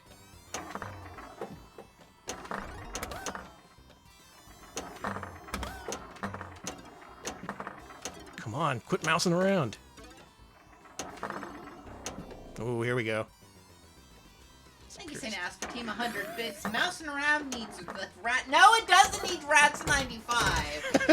Thank you. Please, please, God.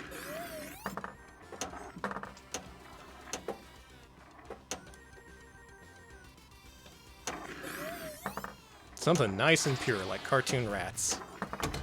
Surely they can't sexy that up. Yeah, that is a sexy cat in the corner. Oh, I see. The cat's dreaming of a sexy cat. That... No reason for that. Just to... Okay, whatever. I think for a time, a lot of pinball machines were just billboards for heterosexuality. That's true. That's my conspiracy theory.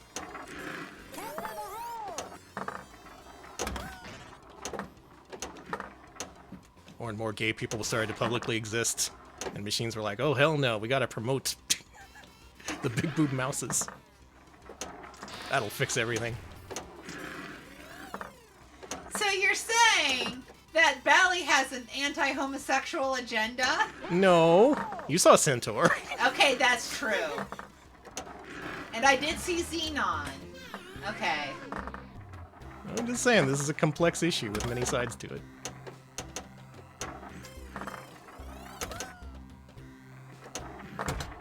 God, that would be funny if they made an explicitly gay-themed pinball machine back then. Oh god, back then it would have been horrible. Thank you, SneakerNets, 100 bits. So in another timeline, we would have femboy pinball. Yes. Exactly. Whoa, Nelly, big juicy femboys. In an alternate timeline, that's what that table is. This one plays pretty good. I like this. I haven't put much time into it, but it's got a good flow. I like the theme. Why am I being banned for? Speaking the truth, probably. Sorry, honey. Let's shoot this.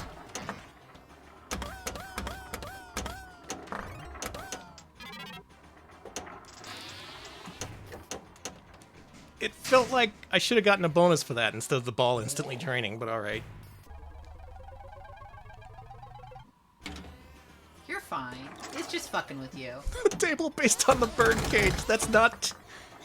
Given the timing of that movie's release, it's not that unlikely, given how many licenses they were snapping up. If they had tables based on freaking Hook, I think you'd have a table based on the birdcage. Or, God forbid, Mrs. Doubtfire. God, I wish there was a Mrs. Doubtfire game. when she puts her face in the pie, it's like represented on the DMD animation screen. Oh no! Oh no! Fuck, I gotta copyright that.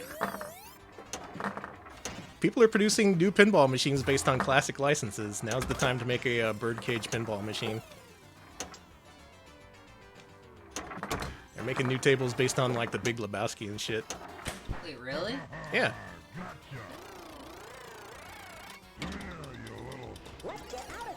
Mostly, though, all the new tables have been based on bands, which is kind of strange, because, like, if you're not that into the band, you can't really justify buying a $10,000 pinball machine. Is it like... Like, does anyone love Foo Fighters that much? Oh, it's Foo Fighters. I was hoping it was modern bands like 100 Gex or something. No, it's all like old bands like Rush. What? There's a Rush table. So imagine mousing around, but instead of a big boob mouse, it's big boob Geddy Lee. That's the new Rush table. God! Danny! I deserve to be cursed for that. Big boob Geddy Lee, huh? Yeah! Titty Lee, exactly! We could shut the stream down after that one. I don't think we're gonna top that.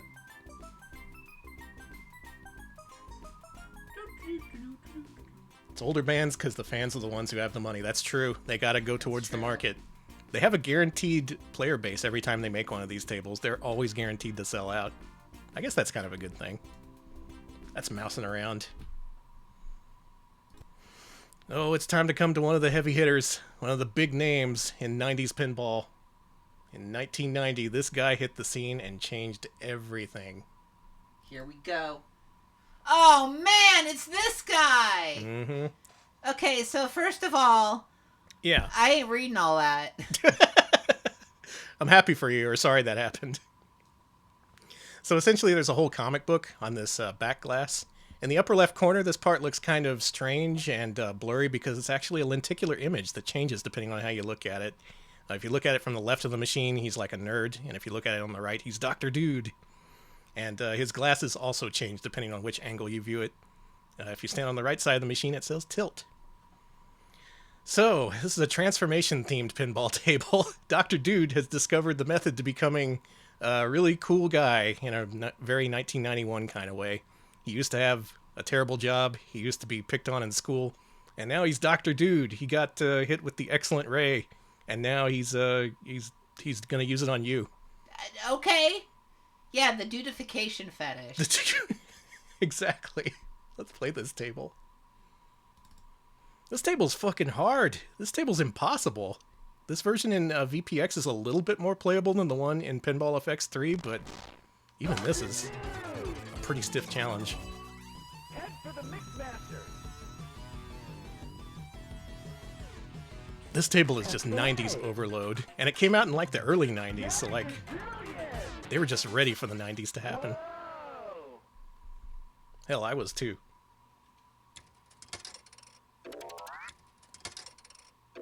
I do love this aesthetic. It's very It's very 90s maximalism. It's incredibly that.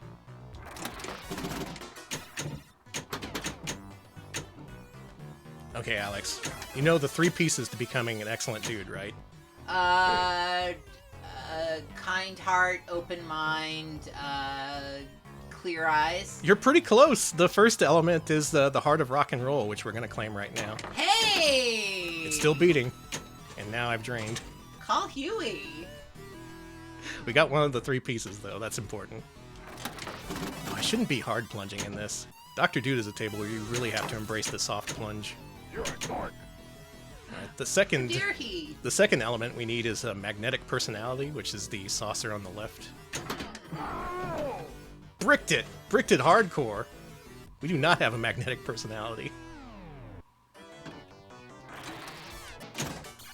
There's something wrong with the machine.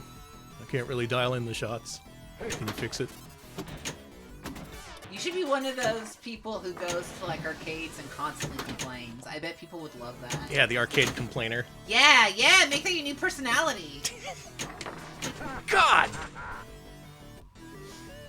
Whew. You okay? You better dude this. I have to become a dude. We have to fulfill the first step. We can't move on from this table until we do it. Alright, soft plunge this shit. Sepasai, thank you for the 100 bits. Hello. Thank you. Welcome to 90s Pinball. I am way cool. Hey, how you doing? Bonjour. Okay, that's the third thing we need, which is the gift of gab. We'll have that after one more shot.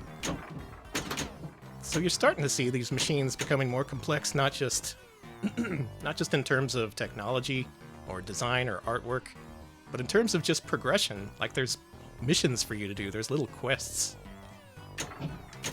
And that became the defining way to do pinball design in the 90s. Give players little quests to accomplish with various shots. They'll never do it because the shots are fucking impossible.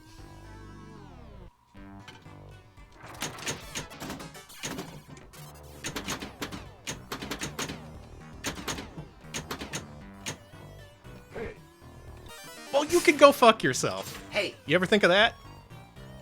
I mean, this is a pinball table.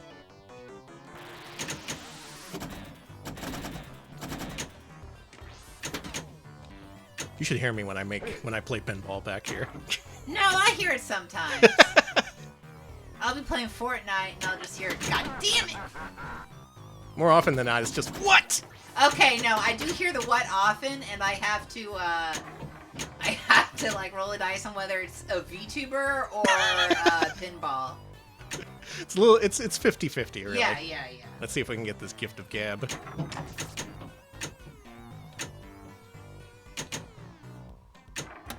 There we go.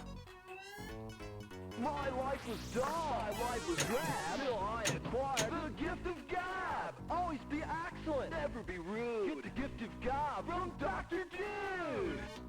A vocal theme? Yeah, a vocal rap. How precious is that? Ooh, extra ball. Let's go. This is a good game. Okay, we got the gift of gab. We need to reclaim the heart of rock and roll, and then see about getting a magnetic personality. Fuck off! I got your magnetic personality right here. Danny made a rude jester. Gesture. You're the rude Fuck, jester. I am the rude jester. Ah! I got confused. I'm never gonna be a party dude at this rate. One more game. One more game.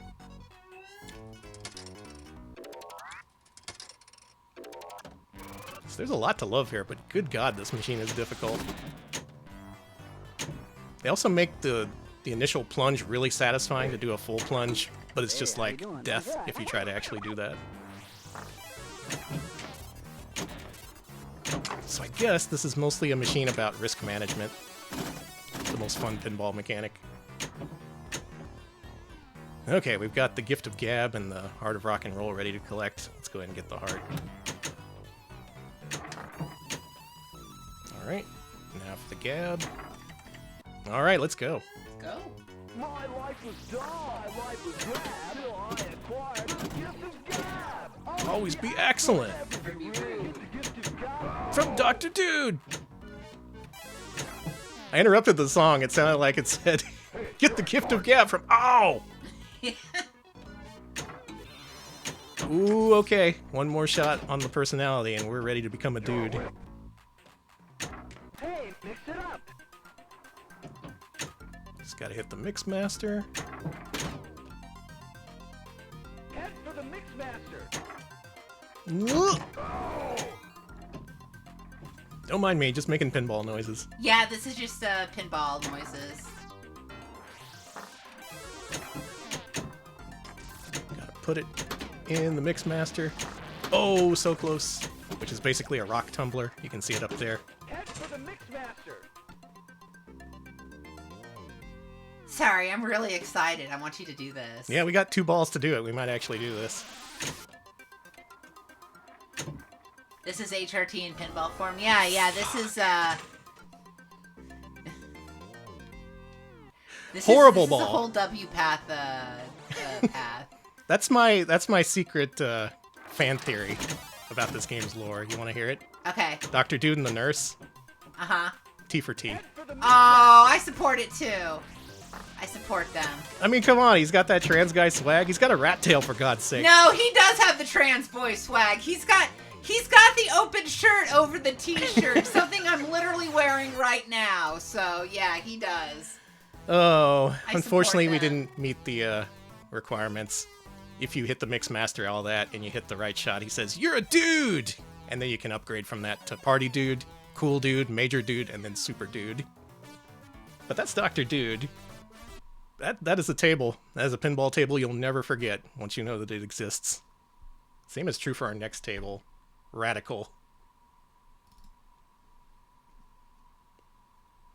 I don't know, Dr. Dude was pretty radical, but Oh my my god! I'm being assaulted by Rad. I think we can get a little bit more radical.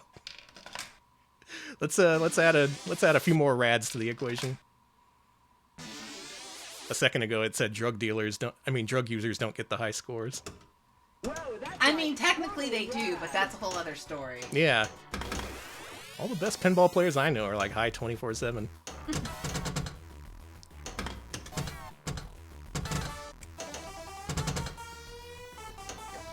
Now this is starting to look and sound like a 90s pinball table. This is more my speed. You might prefer more classy stuff like Future Spa or Xenon. But me, this is the era of table I really enjoy. Even if I can't hit any of the shots.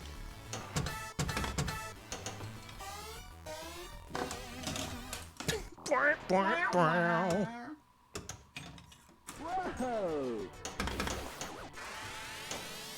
Whoa, dude.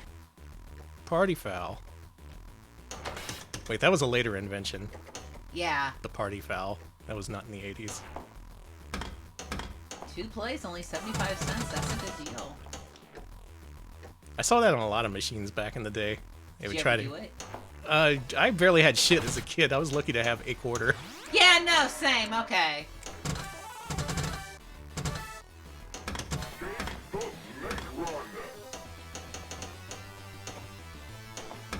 It's kind of like Heavy Metal Meltdown, except even more radical. Late 80s crossing over into early 90s. That may be one of my favorite eras, that Same! transitionary period. Yes, I love it. It was so colorful and wild and also probably horrible if I actually went back to that time period. But I really love the aesthetic of the time. Yeah, let's bring that back without any of the bad parts. Yeah. Can we do that? I guess it's gotta be us if no one else. There we go. I do. Cowabunga! Yeah, Okay, fair enough. It was the time. it was the 90s and there was time for Cowabunga.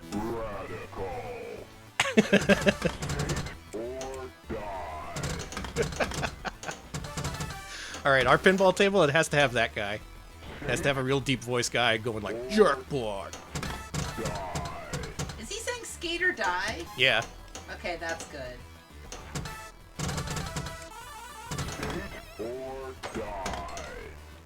These kinds of machines, there's just something about them. They feel exciting to play, you know? Early pinball machines, I'm like, well, this is pretty good for like the 50s. It's either this or look at the wall until you have to go to sleep every day. I mean, fair enough. Skate? Or... Oh. Die again. Die for real. Skate or die. Totally gnarly. Totally gnarly. That guy didn't sound very convinced. Totally gnarly. I guess.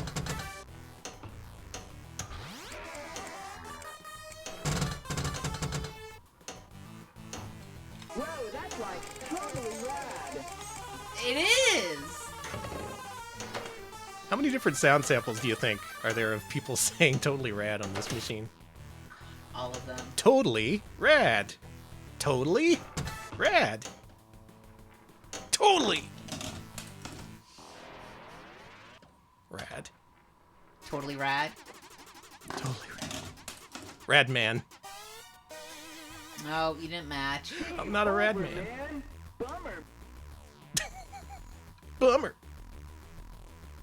Radical. Radical.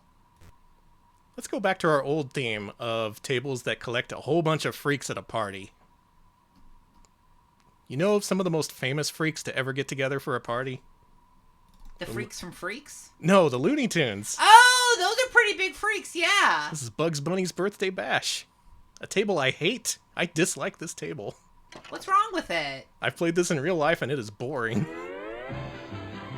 They're all there. There's Yosemite Sam, the Tasmanian Devil, foghorn leghorn. I just saw the word drug. Drug credits. Okay. How many drug credits we have? Let's get going. I'm getting blisters on my cottontail. Oh, jeez. Bugs, that's not appropriate.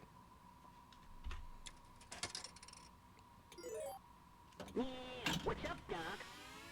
He's getting blisters on his butt. Well, he's sitting down too much. You gotta get one of them sit-stand desks, Bugs.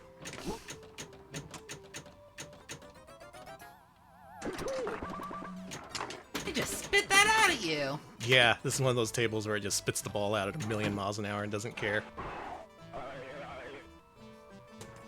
That was Chester Cheetah. It was. This table's not bad, but there's so many tables out there. And this one just feels kind of lackluster in terms of design. I think this is also not very well liked on IPDB. Of course, it's no Popeye Saves the World.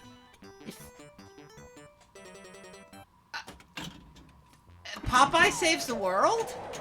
We might get there. Okay. Depends on how much time we have. I wanted to cover every single Bally table because, you know, that's what I do on these streams, but there's like 200 of them, so I had to narrow it down a little bit. So I focused only on tables that had parties and or freaks. Okay, so party freaks. I get the feeling this license didn't really pan out the way they wanted it to. You didn't see any other Looney Tunes tables after this, and their licensing went a particular direction that had nothing to do with this sort of thing. It just shows that they were striking out, willing to try new things. So even if they didn't hit right away, eventually they did.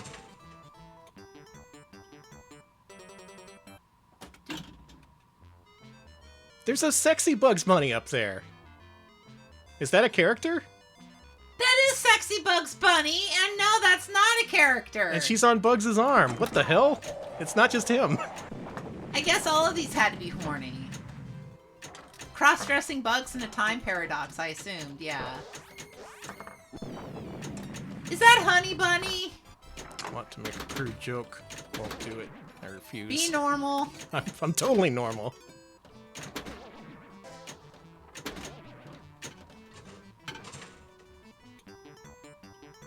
Well, Bugs, your big party is a big bust. No one is here having fun. Surprise package. Keep it. Me keep. It exploded.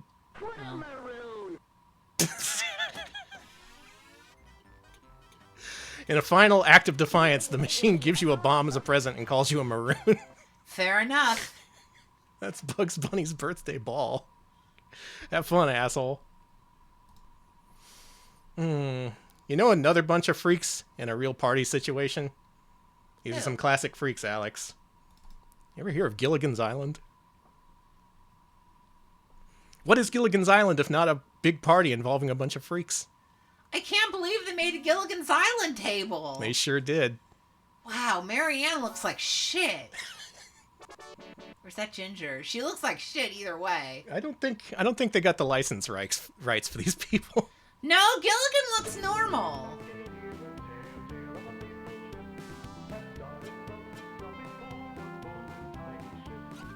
And what do we have here but a fully functional dot matrix display up there that's fully animated, can show scenes of animation as well as point scoring. And the ROMs are big enough to have like the full vocals. Now listen to this. This is the FM Synth remix. I do like the remix. Pineapples! I think FM Synth is the ideal medium to experience the Gilligan's Island theme. I agree!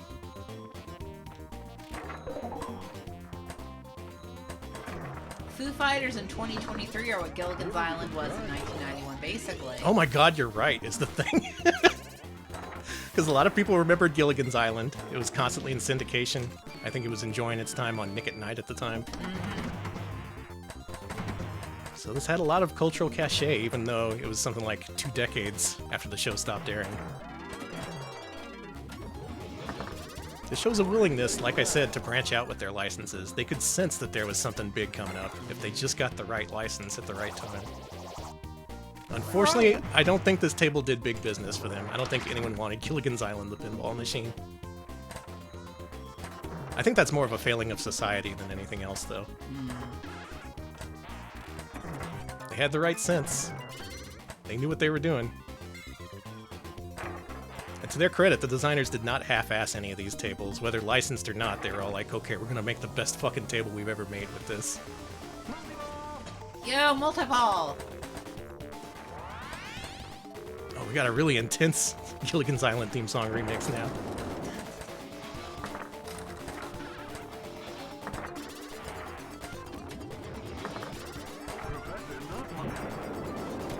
So yeah, the stream covered a little bit earlier of an era than our last stream did, but Bally has been around for a long time. They weren't like Data East, who started up in '87 or whatever. And hopefully I gave you an impression of just how the Bally machines evolved in that time period. Oh, we got it.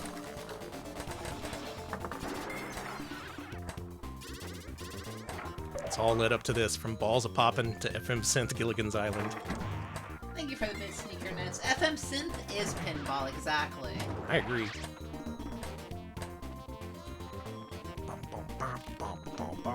Yeah, they didn't have any Gilligan's Island remakes back then, but I do remember there being like a reunion thing or whatever, like back to Gilligan's Island. Escape from Gilligan's Island. They'll never escape. They're still living there. The Harlem Globetrotters visit Gilligan's Island. Did they ever get off and the other guys didn't? That's fucked. It is pretty funny that the Harlem Globetrotters got to escape Gilligan's Island. It's messed up. No, it's pretty good. It's pretty normal.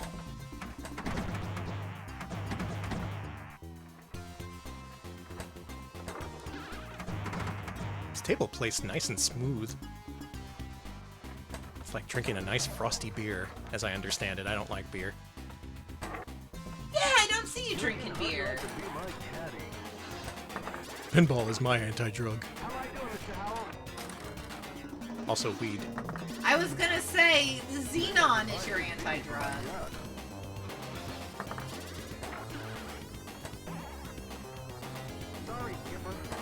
Oh, got a pretty good run on the millions there.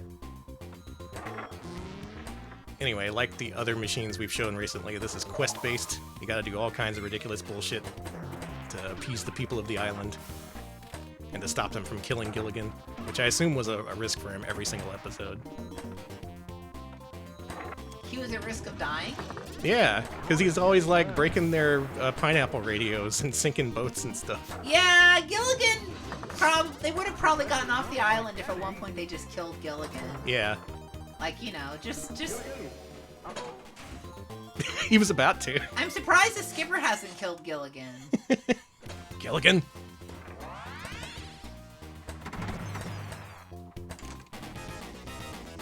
Oh, Jungle Run. Let's see if we can do that again. Does Gilligan have trans man swag? Does he? I think he kind of does. Alex, you want to claim the weird bucket hat as a trans man thing? Honestly, sure. That's trans men. We dress like Gilligan now. I'm sorry to say. Oh, good. Other people saying it? Okay, good. Gilligan does not have swag? Yeah, he has a class. He has clout.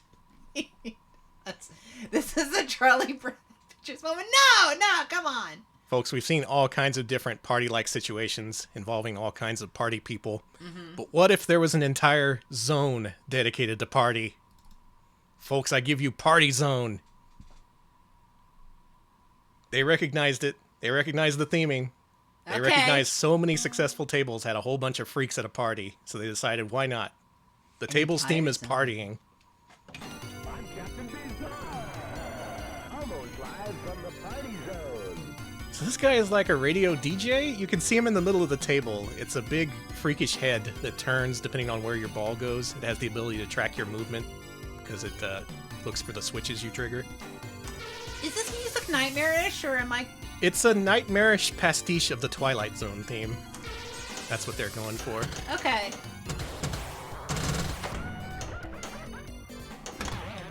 Ooh, check it out. How you doing? Hey, get your paws off me! It's our old friend. He's back. Hey! Also, it's apparently the same designer as Party Animal. So, It's part of the Pinball trilogy, and they brought back all your favorites, including the Wolfman and some others we'll see in a second. You also get a song request feature. You can play along to Pinball Wizard, because that's what they did back then, people. I guess I didn't trigger that somehow. Oh well.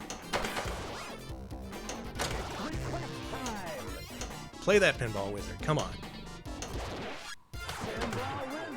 There we go. that is Pinball Wizard! Yep, they went and licensed it.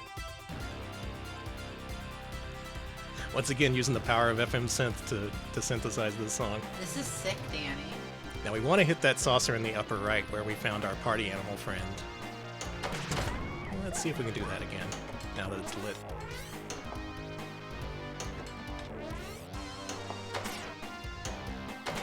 Ooh, that was close.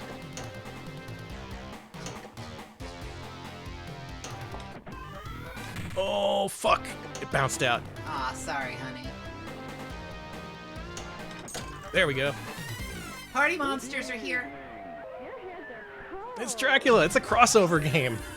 All the pinball universes are colliding. He's from another game! All the pinball stars all want to gather here to party. And so far, that lady who's here is not having any of it. She didn't like Dracula. She didn't like the Wolfman. But will she like our third guest? What's it gonna be? I don't know. Elvira? I sent out a lot of invitations. Gilligan? That would be cool. Is she gonna reject Gilligan?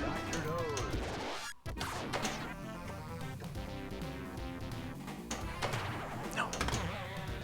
No! No! We'll get it next time. Yeah, it's a pinball cinematic universe. It's the ladies from Hard Body. They're all here and they're all moaning.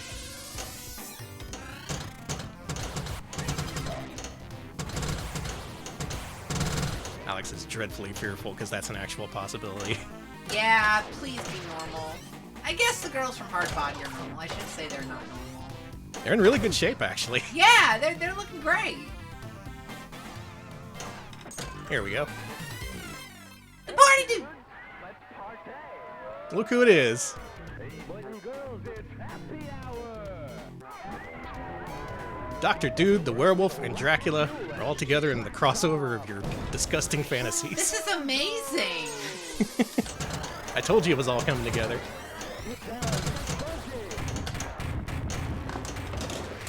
He just called back to Elvira and the Party Monsters. Occasionally Dracula says, "Get down, get funky." If there's anything 90s pinball machines loved, it's referring to themselves. The more machines you play, the more you're like, oh god, that's something the old machine said.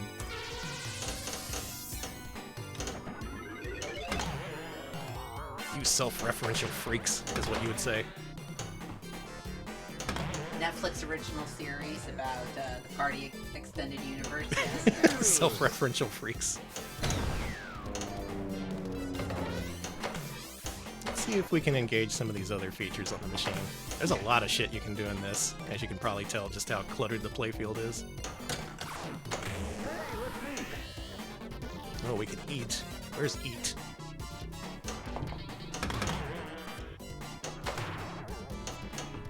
God, the way the head turns just kills me. It's good. Because I don't think he even has a body, it's just a head. Now, where are we shooting? Up here. I can't hit for shit. Sure can. Thank you. Okay, we ate. I ate 1 million! 1 million! Delicious! 1 million delicious points.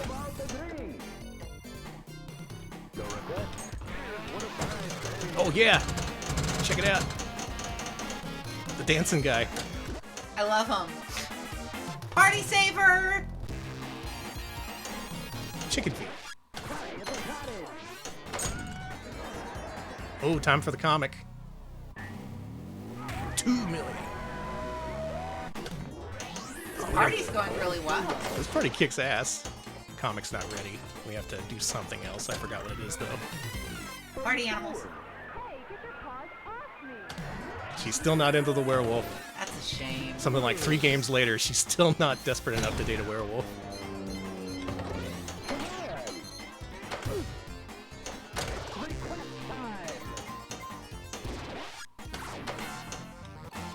No. My worst nightmare, sports. Sorry, honey. Do we get another ball? Nope, that's it. There's also a robot comic you can engage, and he just speaks gibberish. It's pretty good. The Party Zone. Let's party again, dude. Now, so far, we have a lot of things that are in common with these machines. A lot of parties, a lot of animals and monsters and freaks and all sorts of people who love to party. Mm-hmm. But somehow it hasn't come together into commercial success for Bally. They made all these tables, put their heart and soul into making these machines, but for whatever reason, it just did not translate into mainstream success. Maybe they were just waiting around for the right idea, the right license to come around at the right time to really strike it rich. Oh, those party freaks! Yes, this house full of freaks who love to party and who have a major motion picture available in theaters as of 1991. This is the best-selling pinball machine of all time. This thing smashed all sales records immediately. This is the Addams Family. You ever played this one? Yes. Yes, I have. It's a good one. Chat says, it slaps. Yeah, this is a good one. See, you thought their obsession with party freaks was going nowhere, but in the end, it was them who was laughing all the way to the bank. Welcome, honored guest. What? Oh man, this table. This table recently got a reissue with the latest pinball effects, along with Twilight Zone. Those were both available at launch. Let's do the mamushka.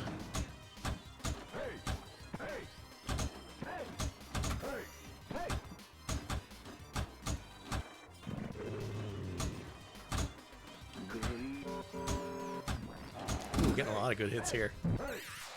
The mamushka is a special mode where every single switch you hit gives you points, so you just want to go apeshit for a little while. There we go, that's pretty good. And this is where they really crystallized the quest-based approach to pinball, because every time you hit the electric chair, you get a new mini quest to do that lasts a few seconds. It's just long enough to be interesting and not long enough to be boring. Good. It's just different things to shoot for to give you a variety of challenges in your pinball game. And as it turns out, that worked really, really well. That's the approach that I tend to like with pinball. I wish they would make this shot easier, though. There we go. Out to the cemetery. Come on, everybody. And because it's quest-based, you can track your progress with the mansion right above the flippers. You see how some of these are like, they stay lit. That means those are the ones you've already done. And eventually what you want to do is tour the whole mansion.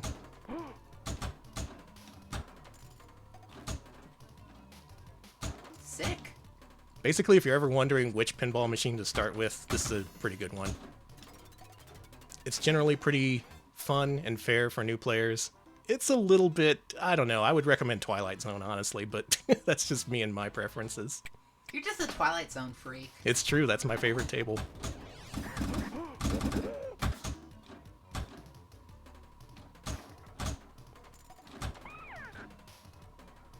Cousin it, you fuck. God. Sorry, honey. Yeah, some of this shit on this table just barely works, like the Phantom Flip.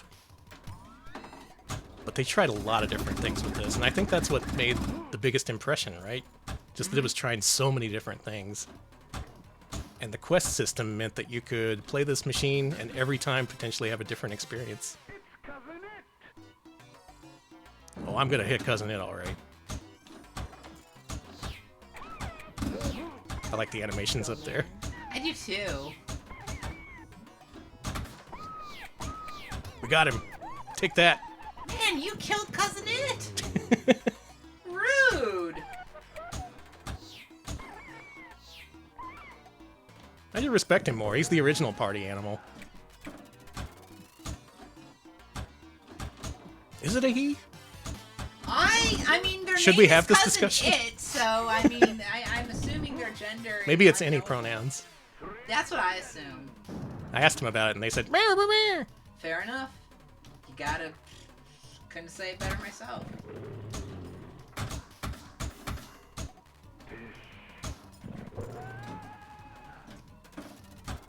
Man, I shit talk this table, but it's just fun. Just the act of playing it is pretty fun, so I can understand why it became so famous. From here is where pinball started getting really good in my estimation. And it all started with Bally. Williams would retire the label pretty quickly after this, but there were several machines released under the Bally name. At this point, though, this is just Williams under a different name. I want to play Twilight Zone. Can I play Twilight Zone? You know what? It's your stream. You're taking point. Play Twilight Zone, babe. So the designer of Addams Family, Pat Lawler, was he was pretty in with Midway and Williams and Bally at the time. They tended to like him because he made the best-selling pinball machine of all time. So they were like, you know what? Just go apeshit for your next game. Twilight Zone? You want a wide-body pinball machine? Sure, go for it. You want all these toys? You want a fucking gumball machine on the playfield? Why not? Oh, that is a gum. Yeah. You want a working clock? Yeah. You want a fake pinball playfield in the upper left that activates using magnets and has no flippers? You're crazy, man, but go for it. You unlock this door with the key of imagination. This machine is so fucking good. I used to play this all the time. They had this at the Tilt at Macrelis Mall in San Antonio. No! Never mind, it's bad. It's the worst game ever made. Sorry, honey. And this machine, I think you do want a full plunge because the skill shot throws you into chaos. Yeah.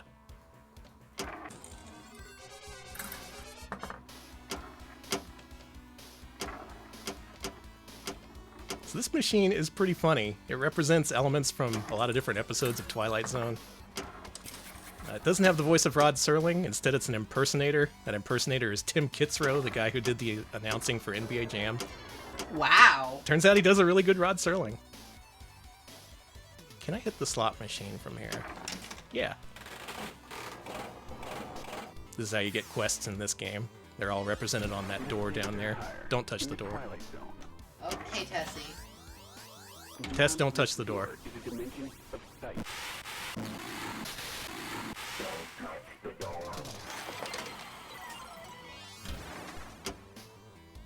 Oh, you gonna let her out?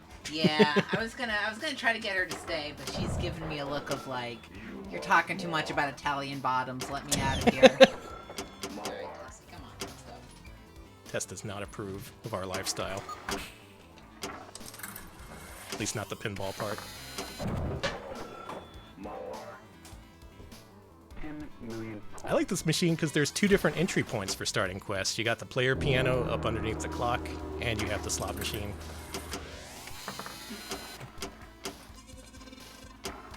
It's a machine that gives you options. That's what I'm looking for in a pinball machine, options. I want the power steering, I want the air conditioning. Do you want the sealant coating? Oh yeah. Okay.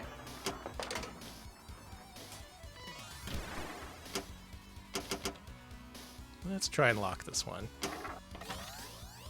Beyond this door is a dimension of sound. Hey, don't touch the door. Who's out there touching the door? What did I say? Who out here touching the door? I know one of you fuckers touched the door. Possibly multiple fuckers. Just crossed over into the Twilight Zone. Well, now we all have to deal with it. Damn it. Very bad multi-ball. Let's try and relock this.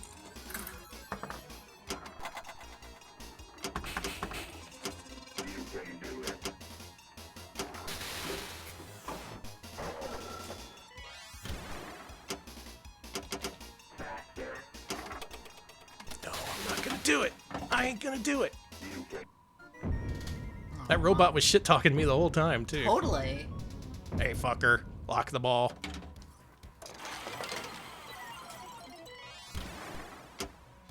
Man, I wish they made a Goosebumps pinball table. Like, that should be a fan table at least. That would rule.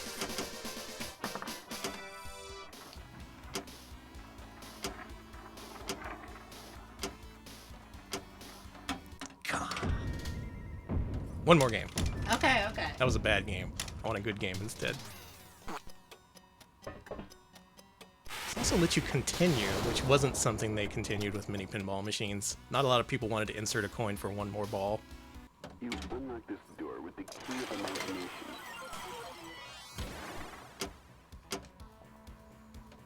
Something you may not notice is the background music for this machine is Golden Earrings Twilight Zone. It is! For some reason. I mean, it's as good as anything. It wasn't specifically tied to the show, the song, as far as I know, but Time is a one-way they made them linked. except in the Twilight Zone.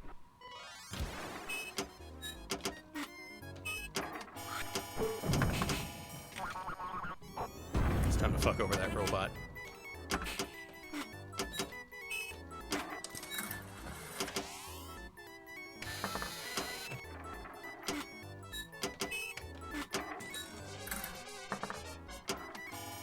Oh, we got him.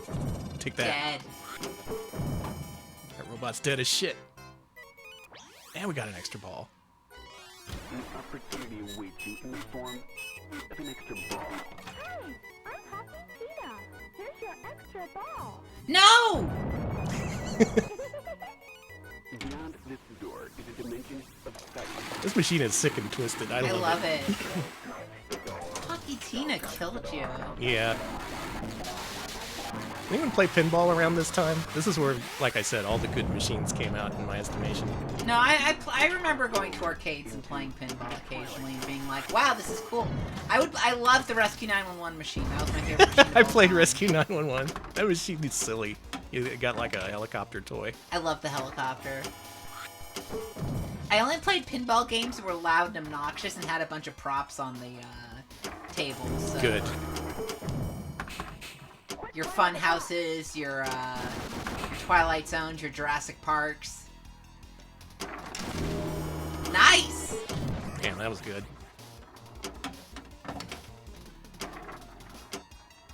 Jurassic Park was a pretty good one from that time.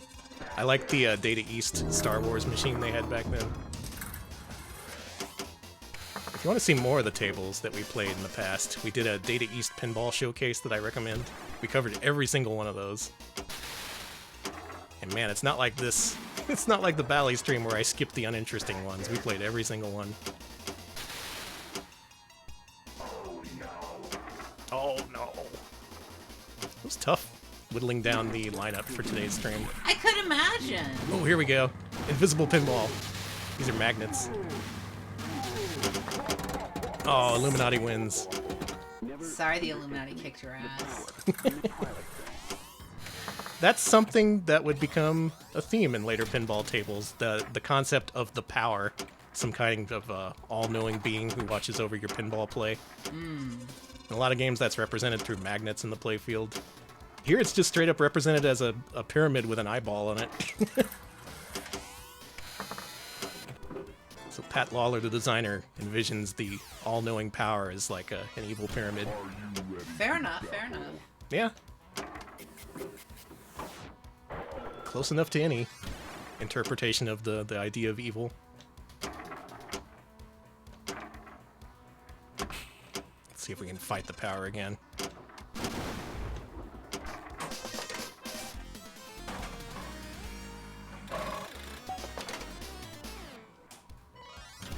Maybe in some sense, this table owes some of its design inspiration to Spy Hunter, given that the left side of the playfield is essentially not something you interact with until certain special times. Still thinking about Spy Hunter. I don't know why that machine was the way it was. You've got Spy Hunter brain. The robots can help.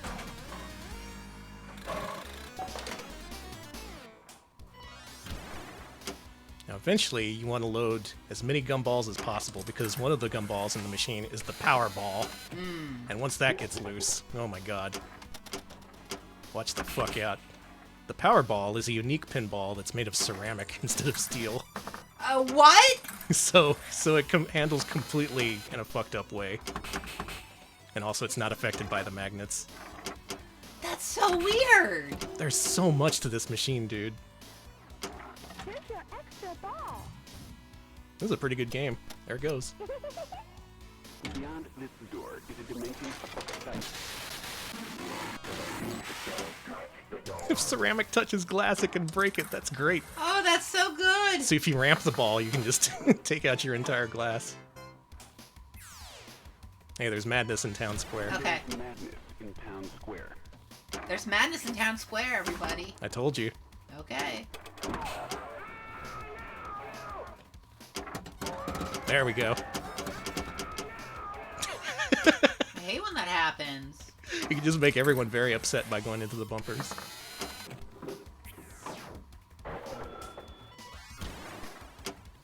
Do I have... Yeah, the slot machine's lit. Let's see if we can do that again. I want to power through these quests. Modes is what you call them. Modes, if you want to... okay. If you want to go on the visual pinball forums and not sound like a huge nerd, you call them modes instead of quests. They'll chase you right on off. Quests! Go back to fucking Skyrim. Big risk, big reward. In the Twilight Zone. That was a good bonus.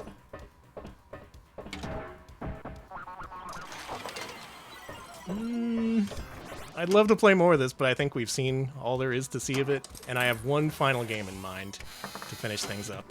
Okay. To cap off the whole freaks at a party sort of theme. This is no ordinary gumball machine. It's not an ordinary gumball machine, sorry. So, the one thing that would encapsulate everything we've seen so far: monsters, freaks, parties, Elvira. Scared Stiff. Elvira and the Party Monsters Part 2. They made a sequel? They did. Sick. They made it in 1996, so this machine is fully kitted out with all the different features. This was several years after Twilight Zone and Addams Family, so this is going to be a little bit more advanced than what we've seen so far. Let's play a little bit. It's got 6 Tales of Terror. It does. That's a lot of terror. I don't want to know what's in there. Man, I hate commercials. Now this one, the theme's a little bit different. It's more about shitty late-night TV, which, given that's Elvira's whole thing, that makes sense. I'm surprised they didn't do this in the first place instead of a barbecue. He always wanted a little head. Hey, that's not appropriate. That's pretty funny, I'm sorry. Yeah. This is one of my top 5 favorite machines. I fucking love this machine. It's pretty simple, but the whole presentation just really sells it. I love this. It's great.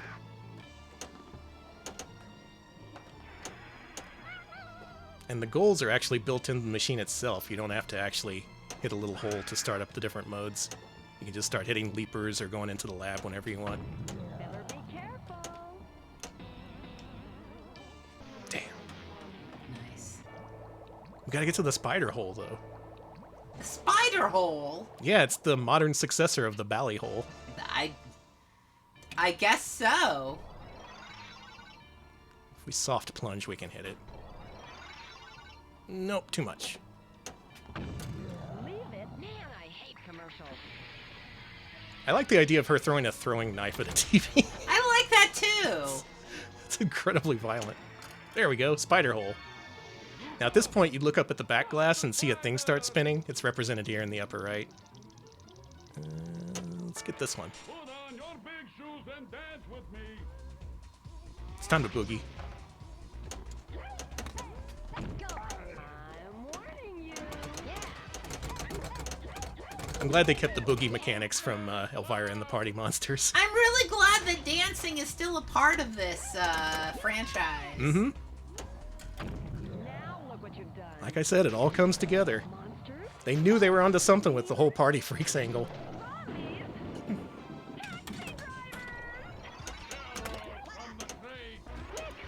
Hit the crate. There's some shit in the crate.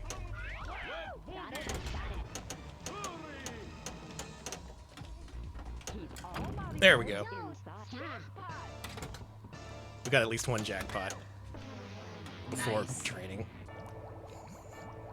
What a cool machine this is. I love late 90s pinball tables. This is pretty sick.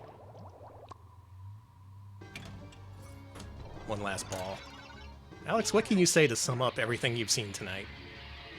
A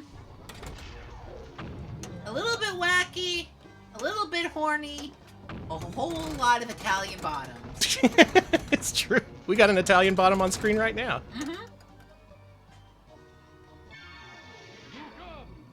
What else do I want?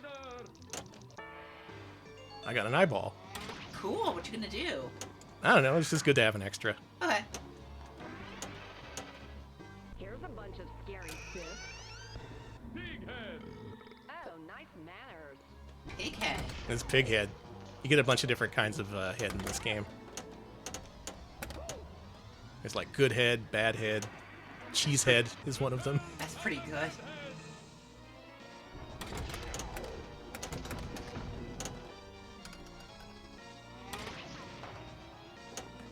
I guess that's a common thing in these games, the ambient horniness, I guess you can say. It's more obvious in some games than others, and eventually they started downplaying it, but... Yeah, nothing's like Hard Body where it's just like moaning, or Xenon where it's also moaning. For a long time, pinball tables, you could only find them in bars, so they were probably trying to appeal to that sort of audience. People who are drunk and want to cause a little trouble. Want to play a little bit horny pinball. I hate frogs. It's a little bit more respectable than playing like Gal's Panic or something. Little bit. How's your head? Well, there's been no complaints. I gotta see that movie. Man, I don't think I had a single good game tonight, and I don't care, because these games are a blast to play. Hopefully I got to show them off at least a little bit. And hopefully I introduced you to a couple of tables you might want to check out. I really like Party Animals, but you know, that I'm pretty biased.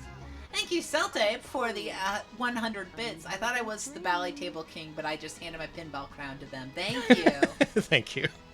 Yeah, Bally was mentioned in Pinball Wizard the Song, so even after they merged into Midway, they had reason to continue because the whole prestige thing. I guess that's what they did. All of Williams' best tables for a time were assigned the Bally name. So that's how you knew you were onto something good, the Bally name. Good point, Troff. Danny did have an amazing Baby Pac-Man run. Keep that in your heart, Danny. That's true. I had one good run at Baby Pac-Man and shit runs at everything else. Ain't that just how it goes? Well, I'll take being a Baby Pac-Man champ over being the champ at nothing else. And with that, we're done. How you doing, everybody? Hopefully you enjoyed all the different pinball machines, because, man, I had a lot of fun setting this up and actually playing this stuff. I love pinball. If you love pinball too, check out Visual Pinball X. So many different tables that are emulated and available to play nowadays. Even stuff, especially, say, like Gilligan's Island, which is a license that no one will ever take again to adapt into modern pinball table collections like Pinball FX. There's just no money in it. So, if you want to experience strange licenses, parties, and the freaks that inhabit them, go check out old tables on Visual Pinball X. Yeah, check it out.